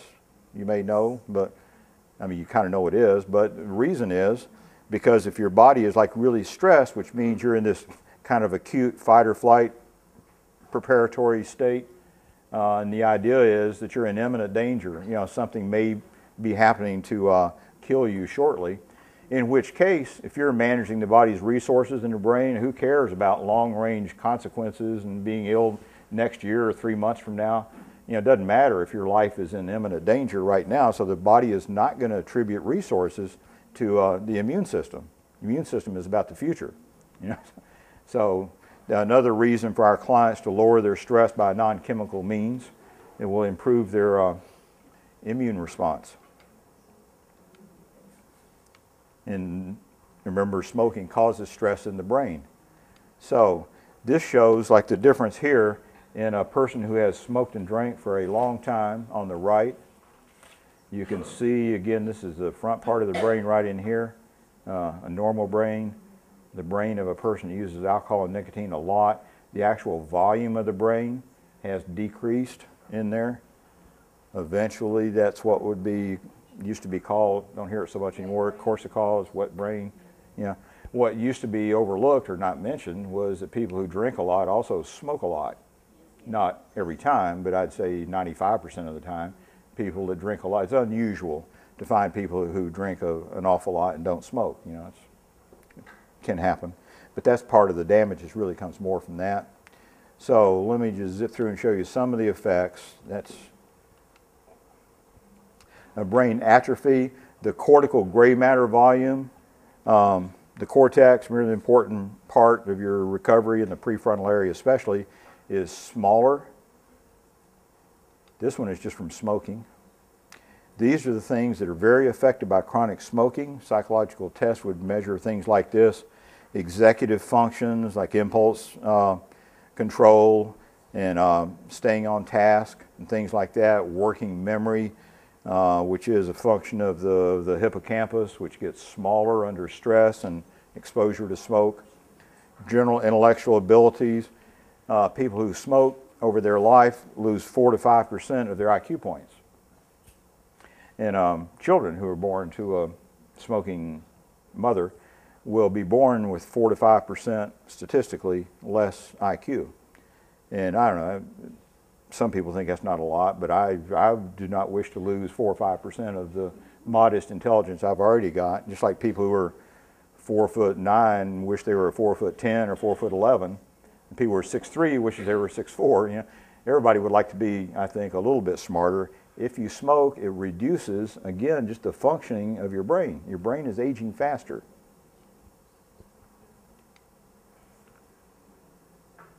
So the big question, according to the guy who did this study, Dieter Meyerhoff, does chronic cigarette smoking contribute to the brain deficits that are ordinarily attributed to alcohol? So this is in, well, let me skip this one here. No, I won't. This shows in the perfusion is blood flow. In the front part of the brain, the flow of oxygenated blood is going to be the lowest in recovering alcoholics, somebody who's no longer drinking but still smoking. That middle thing right there. This is an alcoholic, no longer drinking but still smoking, will have less oxygenated blood in the front part of their brain. And the way that shows up is, I'm thinking in this next slide here, because the volume of oxygenated blood in the front of the brain translates out to having different levels of neurotransmitters. So what you're seeing here, those initials stands for non-smoking recovering alcoholic, smoking recovering alcoholic. So both of these groups have stopped drinking for 1 month. The one in the bottom is not drinking but is still smoking. The one in the top, not drinking, not smoking. So what's happening here in the top is these neurotransmitters are increasing, and they're increasingly able to improve their ability to learn and to remember things because the volume is coming back and the neurotransmitters are coming back.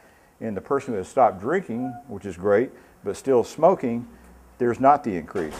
See that? It's straight across, which means they're not worse off, but they're not better off either. So that's our clients, like up at Boer Building, 30 days clean from smoking at least, and this is smoking incident, it's not nicotine. Because again, the nicotine itself is not having that effect. It's all the aromatic hydrocarbons and a lot of the things that are associated with the smoke itself that are causing these problems. So it means that the people will not be as adept at learning and retaining information. This just shows the last graph of the day, I think, that this is a function of how addicted the people are to nicotine. This is a test, and as you go to the right, people are more dependent upon nicotine.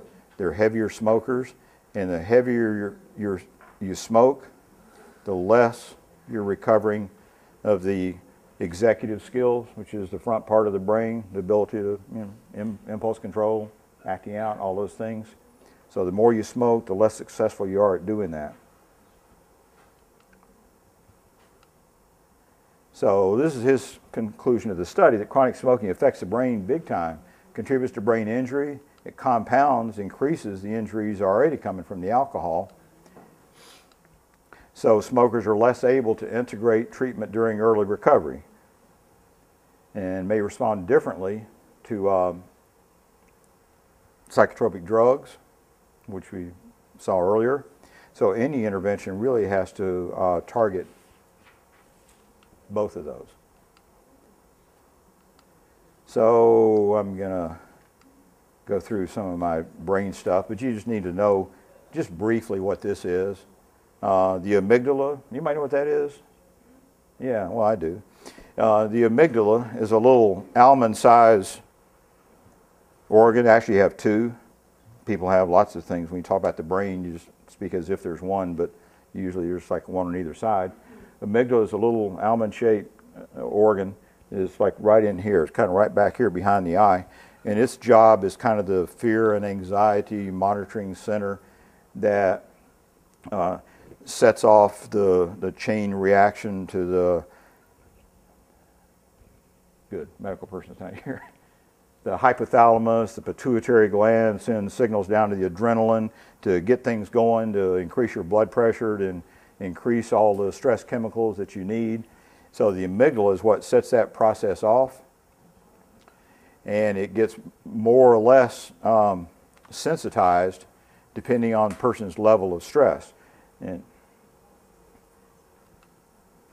so again, you need to know, our clients need to know, when they're experiencing what they think is a fight or flight situation, like I got to get out of here, I'm dying in here, you know, I must escape right away, this is like a jail, I got to get out of here, I can't tolerate this, that is not reality, it's their brain system telling themselves that it's over-functioning, the amygdala especially. So, and then there's this, with the amygdala, it can be excited from what's called like kind of top-down, like thoughts, beliefs, what people remember or think. That's like called top-down from the cortex, goes down to the amygdala. But there's also, and that's a slow route, takes like a half a second for that information. But there's a faster route to that alarm system, the amygdala, which is the low road, which takes just milliseconds. And that's the part that gets activated in craving and in relapse. So I'll show you that here in a second. And that happens without your conscious awareness, without your conscious without being conscious of it, acting without thinking. People saying they were doing okay in their recovery, they were 90 days clean, doing great, not experiencing any craving, and suddenly they picked up a drink when exposed to it, or their car took a right turn to go to Opelika, and they don't really know why. Because the limbic surge that comes, the brain surge, the addictive surge, only lasts about 90 seconds. So if you hook into it, you can increase it and sustain it instead of using your brain to realize that that's what's happening and to stop that circuit. So when clients feel like they're endangered, their life is by other clients or by lack of a drug, they need to recognize that. So this is what addiction really is kind of the tension, the dynamic between the very powerful go system of the brain. This is the survival part of the brain, fed by dopamine. This is the part of your brain that is about food and sex and survival and fighting. That's a very lower and much 1,000 times more powerful part of your brain than this upper left front part, whose job it is to kind of check it a little bit. Let's think about this before we attack or run, you know. So that's the part of your brain also that's supposed to reduce, to deal with craving and temptation. So this is part of recognizing like people, places, and things. If you're actually exposed to the literal presence of your drug of choice, the brain is going to operate so much more strongly than it would at just the abstract idea of it, seeing it in a film or reading about it or something like that. It's going to react much, much more strongly. And again, it will react without necessarily without your conscious awareness. So I'll show you how that works here in maybe this next slide. Yeah, the idea of the stop system is supposed to kind of push back against that very powerful surge of activity. This is a study that came out just a couple of years ago showing the effect on the limbic system, which is the middle to lower part of your brain, by seeing some cues that were really outside of the awareness of the subjects. The subjects were shown, you might have seen something flashed on there. Actually, that was a significant period of time because you saw it. But in this study, the little images were shown. Some of them had like a drug flavor, somebody smoking crack, an hypodermic, or sex images, and some were neutral. But the images were shown so quickly, 33 milliseconds, 33 thousandths of a second, is too quick for a person to know that they've seen something. This is supposedly, I don't know if they still do this or if they ever did it, but subliminal advertising. I don't know if it's an urban myth, but I've read that the unethical movie companies would put in one frame of a movie. You know, movies, the frames are moving by so fast you don't see any one of them. But they put a little message in it, drink Pepsi, run it by you. You, of course, wouldn't even know you'd seen anything, but suddenly feel a mild urge to have a Pepsi, which you don't even care for, or don't even routinely do. I think I'll just go have a Pepsi. See, it works. Do you ordinarily drink Cokes? Or, and the idea, this is supposedly not done anymore, I don't know, but the idea is there is a part of your brain that sees that frame. You don't know it. So in this study here, 33 milliseconds is like a bullet going through the room. It is so fast that your conscious brain doesn't know it's seen anything. But it turns out that if you then they would ask the people, have you ever seen this picture? What did you see? And they didn't see anything. But when they're on the fMRI, because some of these pictures, like I said, had drug or sexual content, and when those were the pictures that were shown, the brain lit up, the lower part of the brain. This is the limbic system, not the upper conscious part of the brain, which saw nothing, literally. Because that comes from like this, the occipital part of your brain, and it comes from the more evolved part down like that. Nothing happened. But it's not that nothing happened. It's just like you don't know anything happened. Your brain saw something. The same way you'd feel danger if, for instance, Cece were to throw a rock at me right now as I'm looking at Bill. Part of my brain, my peripheral vision would see, it's hypothetical, just saying. Part of my brain would see a little circle. I'm going to knock this out again, aren't I? Part of my brain would see a small circle getting uniformly larger, which is a sign of a round object coming at you. And I would do this, like that. And if you ask me, well, what was that about? Well, I don't know. I don't know. But my brain saw something coming, and this lower part of my brain, the survival, the ancient part of my brain, knows to get the hell out of the way. Don't stand. Oh, well, what are the odds? My upper brain would be thinking, what are the odds that Cece, who seemed, I thought she was my friend, she wouldn't be throwing anything at me. But for fight or flight purposes, your brain does not have time to make such nice thoughts as that. It's set up to react before anything happens or early on. So that's what's happening, if you think about it in this way, with your brain as it's exposed, sometimes very briefly, to triggers and cues, especially ones that hit at the food, the fight, the flight, the things that produce dopamine. So your brain needs a long time in brain time. It needs 500-600 milliseconds to process something, to think about it and decide if it's a problem or not. But these other things, the go system, that's the control system that needs all that time. But the limbic system, fight or flight, needs less than 50 milliseconds to be activated. So it could be that the go system is going before the stop system even knows anything's happening. One of my redneck friends told me about it. He said, this bear liked to eat me up before I even knowed it was hungry. So something powerful is happening and you don't even know anything's going on. So let me just say that what was that last slide was intended to show is if you're in early recovery, is this what your brain's seeing? As you're driving down the turnpike thinking about what you're going to say at your next meeting and how grateful you are to be in recovery and how marvelous everything is, how little you ever think about drugs anymore. This is what your brain is actually seeing all over the place. And again, like I was saying, when you stop smoking, all of a sudden you see 1 million people smoking, and you see ads for, people that stop drinking, and see all of a sudden you see ads like on the floor, in every place, big tubs of beer and stuff like that. So your brain is seeing that all the time. Like your brain, for instance, even if you don't smoke them, you know what Marlboro Reds look like. Little kids in Asia know what the color of Marlboro, this tomato red color, it's a very special color and has a little inverted white thing. Little kids know that, and we all know it. And you see that, you drive by gas stations, Philip Morris does this. They'll put out a little sign saying $5.98 or something, but you're being advertised to. And you don't know it. It's not really registering because you don't think you're looking for that. But your brain is still seeing it. Your brain is still seeing the peculiar green color of a Heineken bottle and the little red star, even though you don't think it is. You're driving thinking about what a great sponsor you got, and your brain is seeing this stuff here, and that's what may be guiding you into relapse.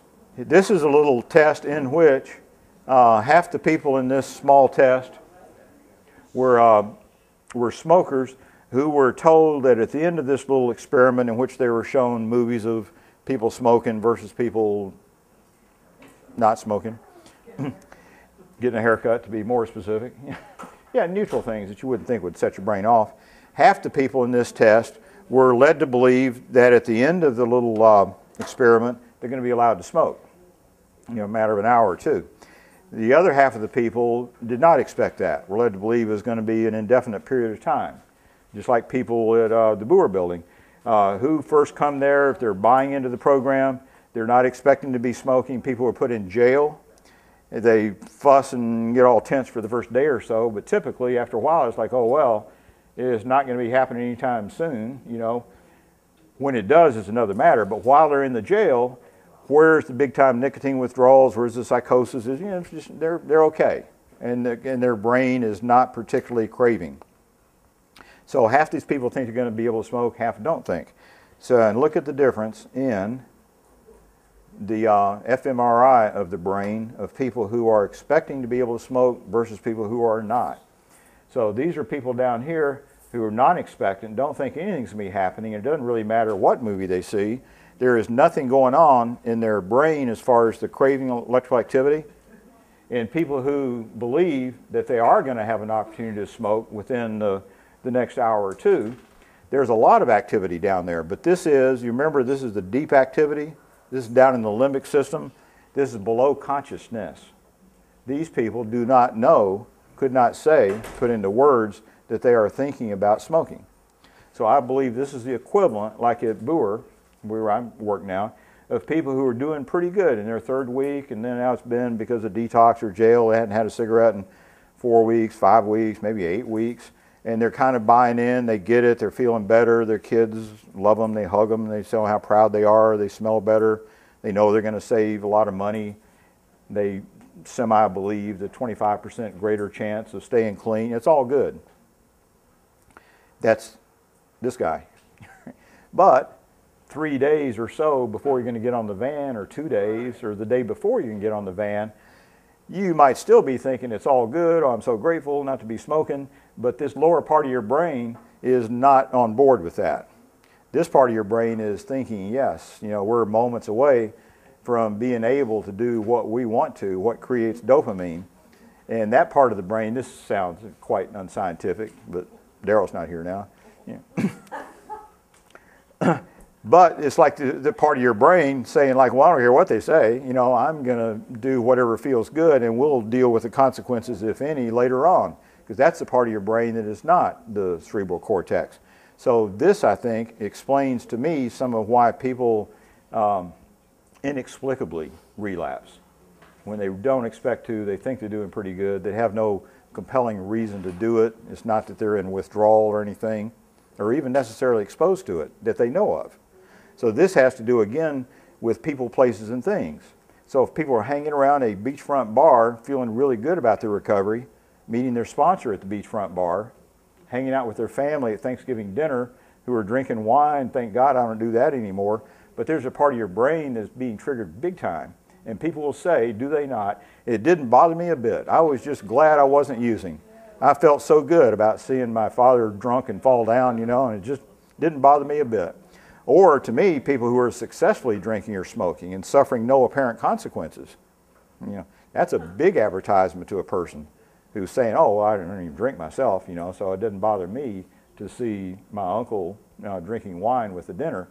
But this is the part of the brain right here that it is bothering, it's triggering. And that's the part that's pretty hard for that upper left front part to control. So that's, to me, people, places, and things. You can't be around that. You have to respect the power of that part of your brain. Even though our clients talk about, oh, that's in my past, I used to be an addict, and now I'm not. Well, the wiring is still there, and just sort of waiting to be exercised. A thought, Cece? Okay. I'd like to know your thoughts about electric cigarettes. Well, thank you for asking that, and I've never met this person before. I got a slide for that. Let me say, oh, here, this is, because that's a real popular thing. E-cigarettes, they're called. And I like this saying here. They talk about my drinking, but they never talk about the thirst. They never talk about, you know, what lies under. Why do people smoke and drink? Unsuccessful part, do you think? He's still smoking cigarettes. Yeah. Well, they are. I think he's getting more nicotine now. Well, you may be right. Here's the thing about e-cigarettes. Y'all know what they are? This is not one. But they look amazingly like a real cigarette, like chillingly to me. Yeah, some better than others, but I saw one first like at a Sawgrass Mall, and it was like, whoa, somebody's smoking inside. I can't believe that. But what it is it has like a little battery, electronic kind of a device in the front that heats the little tobacco-like thing, the little pellet that's in there that has nicotine in it, not necessarily tobacco, but it has something that contains nicotine and fruit flavors. And there's a little LED light at the end of it that glows. It looks very much like a cigarette tip, and a little cloud of something comes out of it that the salesman says is water vapor, but which actually is propylene glycol. The stuff that comes out of a cigarette is the same thing that's in antifreeze, actually, or fog machines. You know, in fog machines, like you may know people that have been to places where they have those, you wouldn't want to go up and, you know, start inhaling the stuff because it's propylene glycol. It's not good for you. And the big thing about it is they were never examined by the FDA. Nobody really knew what was in them. They were never vetted or looked at by any government organization. They just started appearing all of a sudden from China. When they do actually test them, they have wildly different levels of nicotine. And they also have, some of them actually have nicotine nitrosamines in it, which is the carcinogen that's in tobacco, plus various and assorted other poisons and different levels of nicotine. So, no, not even looked at by the FDA. FDA is trying to block it at this point. They've had some preliminary looks at it, just checked it out, not a scientific study, and realized that it was propylene glycol, very different levels of nicotine. The way it's sold, and they don't say this straight out because they can't really, that it's a device to help you stop smoking. You know, they're not allowed to actually say that, you know, but that's the idea. And when I first saw it, I thought, well, you know, that's better than smoking. Surely anything's better than smoking. But now I think of it, I think it's like if you have a big Jack Daniels habit and you try to use O'Doul's to help you not drink Jack Daniels, and say to yourself, and other people do, well, that's certainly better than Jack Daniels, which it is. But to your brain, it's like a crummy, weak alternative. It's this beer-like substance that has this little tiny trace of alcohol in it. And ultimately, you're disappointing and teasing your brain, and people will drink O'Doul's. Is this your experience? For about 10 minutes, you know, or even a couple, 3 days, and at some point, like, well, why am I doing this? I'll have a Miller Double Light, which I never had trouble with before. You know, so what you're doing is keeping the pilot life alight. Your husband is still smoking. He's just not getting that much satisfaction out of it. And what people do typically is they'll smoke these little guys when they're like in an airplane or at work or someplace where they can do it until they can get to their actual Newport or Marlboro when you're not looking. And then they'll take a drag on that because that's what their brain wants. and this is just a sort of a, you know, a stopgap kind of a thing. So I think it, plus which, and the reason it's not so powerful is because the nicotine is absorbed in the mouth.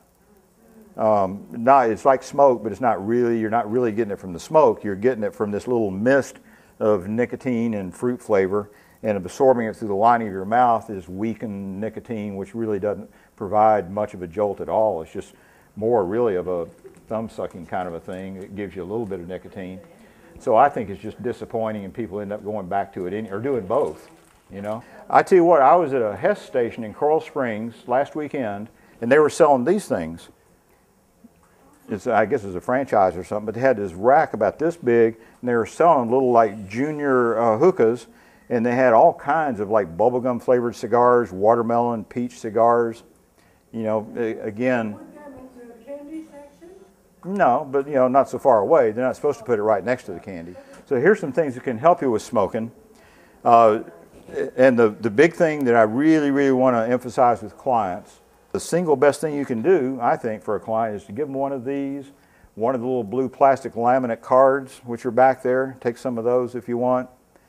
Unless you work in the residential treatment facility, in which case they cannot have that if they're going to Boer, because they use that, the plastic card, to jimmy the doors open. Right. But barring that, that's the same number on that that's on this. This is a national number, you may know. So if you got relatives up in another state that claim they would stop smoking, but they can't afford the patches and they don't know how to do it, call them on it and say, well, guess what? Even though you're in Pennsylvania, you can call this number and you will get free coaching. They call it coaching instead of counseling. I think it's less intimidating. Free coaching. And in most states, certainly in Florida, you can get free nicotine replacement. Free nicotine patches or gum or the lozenges, which are up here. It's a great thing. I say your assistant. Yes, as can be seen, not by the camera, but my lovely assistant is showing the cards. Come down this way so you can be seen by the camera. The 800 number is one of the best things you can do for people. So these are the different, you can get via the quit line, these first three things on the left. I think the patch is probably, the most effective because it's not addictive in any way. The gum, sometimes people kind of get stuck on, will chew for years. Still doesn't seem to do any kind of physical damage to the mouth, you know, so okay. But I think it's better still not to be sort of dependent upon anything, even if it's less than smoking. So I like the patch, plus it's also kind of automatic. If people do choose to use the gum, you have to remind them to use it in a certain way. You can't just chew it as if it's ordinary gum, lose its effect. You have to chew it just enough to soften it, and then you park it in between your cheek and your gum and let the nicotine leach out. It's absorbed through the lining of your mouth. If you chew it like regular gum, a lot of it goes down into your stomach and has no effect, you know, so it's not bad, but it doesn't do you any good either. And you have to chew it, you should chew it on a certain schedule, as the way the directions suggest. Figure out how many pieces you need to equal your smoking intake, but people don't do that. They just chew it, you know, PRN, and end up taking in, I think, a lot of it. Yeah, Don. How long can a person use the patch? Indefinitely. The problem with using the patch is not using it long enough. The problem with nicotine replacement is not overdoing it. People have a fear of that, but you can put a patch on and chew the gum and smoke. But you know. Telling me just yesterday that he had the patch on for 2 years. He had 4 years in recovery. Wow. But he used the patch for 2 years, and when he felt like having a cigarette, he'll take it off and smoke a cigarette like after 3 days. Well, it's doing pretty good except for that part. Yeah. Yeah, the patch has no long-term effect. I never heard anybody wear it that long, and he sounded he was just kind of using it to smoke in a different way. Yeah, but just apart from that bizarre situation, there is no downside to wearing the patch for longer. Usually you should wear it for longer than you think you need it. People underestimate how much they need it. They're feeling pretty good. They're not craving anymore. They don't want to spend, it's not that expensive. If you buy the generic, and there's no reason not to buy the generic, no sense in paying for the Nicoderm CQ or the Habitrol because it's just nicotine. But you're getting it for free though, right? Well, in this case, I'm saying, but even if you're buying it, it's only about $20 a week, but people will want to quit buying it or even calling to get it, and they'll stop too soon. So people do not, I've never really heard of anybody overdosing from nicotine patch, you know, so usually it's not wearing it long enough, not wearing enough of it, you know, underestimating their need for it. So I would tell people actually to wear the patch, and if you really feel like you're going to be in a stressful situation, like going to a 12-step meeting where there's going to be a lot of smoking, or you're in a halfway house where there's a lot of smoking, carry the gum with you. It's like for like an emergency kind of a thing, in the event of emergency, break the glass. You know, is to stop from smoking at all. Because once you start smoking a little bit like that, then you're just keeping it alive. You know. So here's a couple other things that work pretty well to stop smoking but require a prescription. This is Zyban / Wellbutrin. Wellbutrin, which is a well-known antidepressant, its generic name is bupropion. It turns out that about 1/3 of the people maybe that take Wellbutrin for its normal reasons, an antidepressant, experience a reduction in their interest in smoking and the taste of smoking. It just doesn't taste quite as good. A number of people too don't tolerate Zyban well, or Wellbutrin. They get a negative reaction. They feel kind of churned up, or speeding or something. So some people don't tolerate it so well. Usually though, it's pretty mild antidepressant, not much in the way of downside. And for about 1/3 of the people that take it, it has like a really good effect. So I think it's worth doing myself. I think it's a good medication. The other one that's been on the market for a while is Chantix. Varenicline is its chemical name. It's been up and down. It had, when it was first introduced by Pfizer, it had very powerful press, really good outcomes, like 40% plus, 44% success rates, which is marvelous. And then there were a lot of reports of people who became suicidal or homicidal or both, and violent, and attribute it to their use of Chantix. And then to kind of back off, it's still on the market, it's still used. The definitive study in my mind is in England. The British Medical Journal reported it, a big study, big N, like 68,000 people. And the bottom line was there was no increase in the number of people who were requesting depression medication, experiencing suicide, homicide. That's going to happen, just like people have heart attacks while wearing the patch. And then they'll attribute it to the patch, you know, but this is just epidemiological kind of thing. There'll be a certain number of people who are going to have heart attacks or homicides or suicides regardless of what may be happening. So I think it's a safe drug, but it's still, it's controversial. One advantage to Chantix is that you can take it while you are still smoking, which appeals to some people. You don't have to stop on day one. You can be taking it for a week or two before you have to stop smoking, and hopefully by then it reduces your wish and desire to smoke. So that just shows that actually nicotine replacement inhaler and gum is cheaper than smoking cigarettes now. These days, the cigarettes here are costing like $6.50 a pack or something like that. In New York City, they're 10, 12, 13 bucks a pack. So let me just talk for a second. In my remaining seconds, you want to give the people one of those. And also, if they're getting ready to leave residential, detox, or Boer building, I like to give them one of these things here and extract from the clients a pledge to not use tobacco for the first 24 hours that they're out of our building.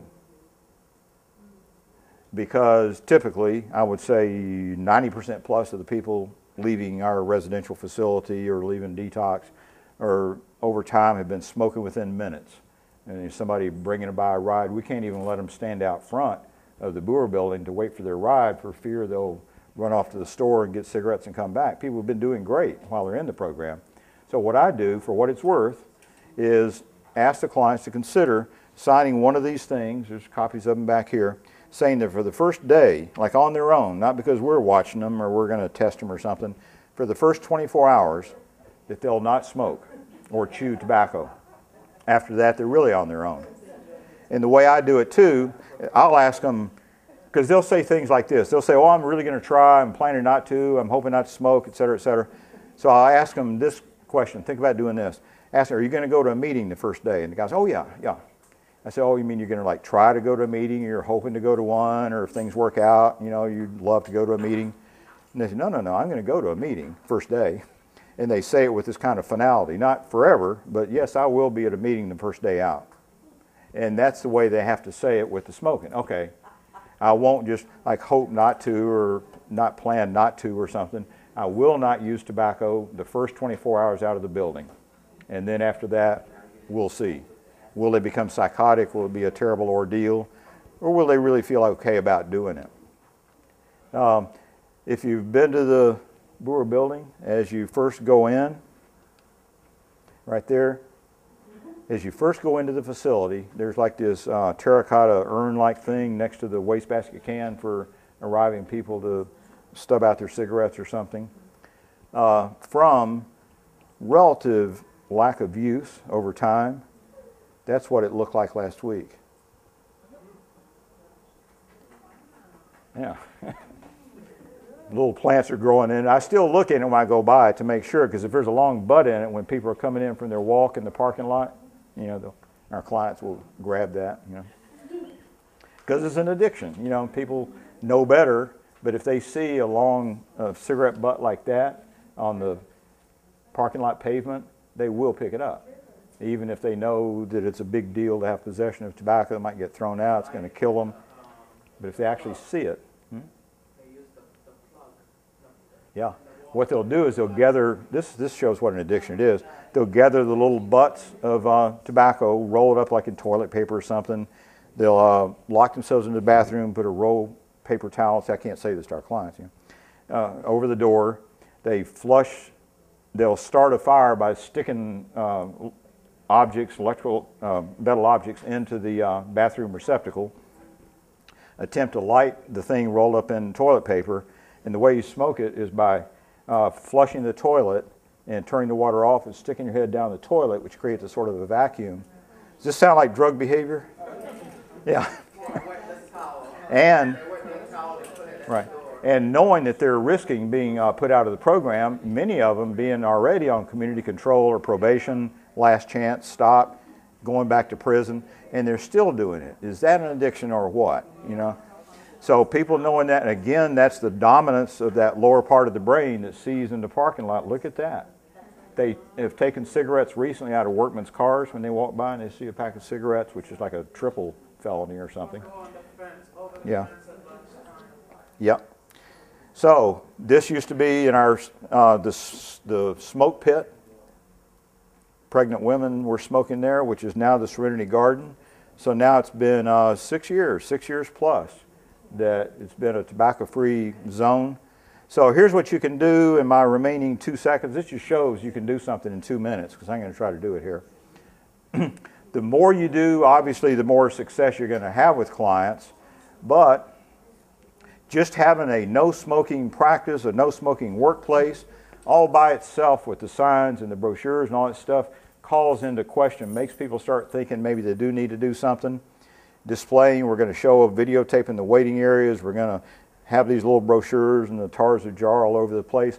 In itself is going to like double the quit rate. And if you have just a little bit of time to spend, a brief intervention, just asking something, are you still smoking? How's that going?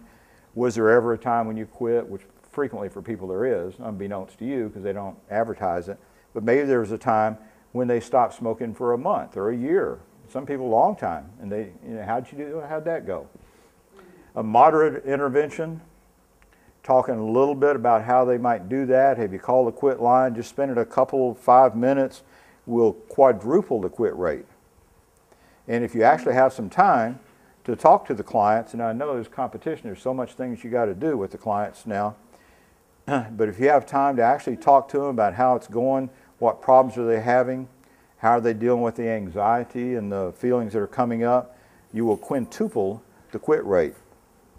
So that's close to about the time that I said I was going to stop. So I think this is one of the most important things you could ever do for their health and for their recovery from other drugs. I tell clients a lot, this is probably the best opportunity you're going to ever have in your entire life. If you're here in detox or up at the residential building and here at Mills, this may be the best time ever in your life to stop all drugs, including this one. So I'm thanking you for your attention. I'm going to be here for another half hour if anybody else got any questions. Informative. If I were to add to my intake process some type of questionnaire for the coffee, simple one sheet.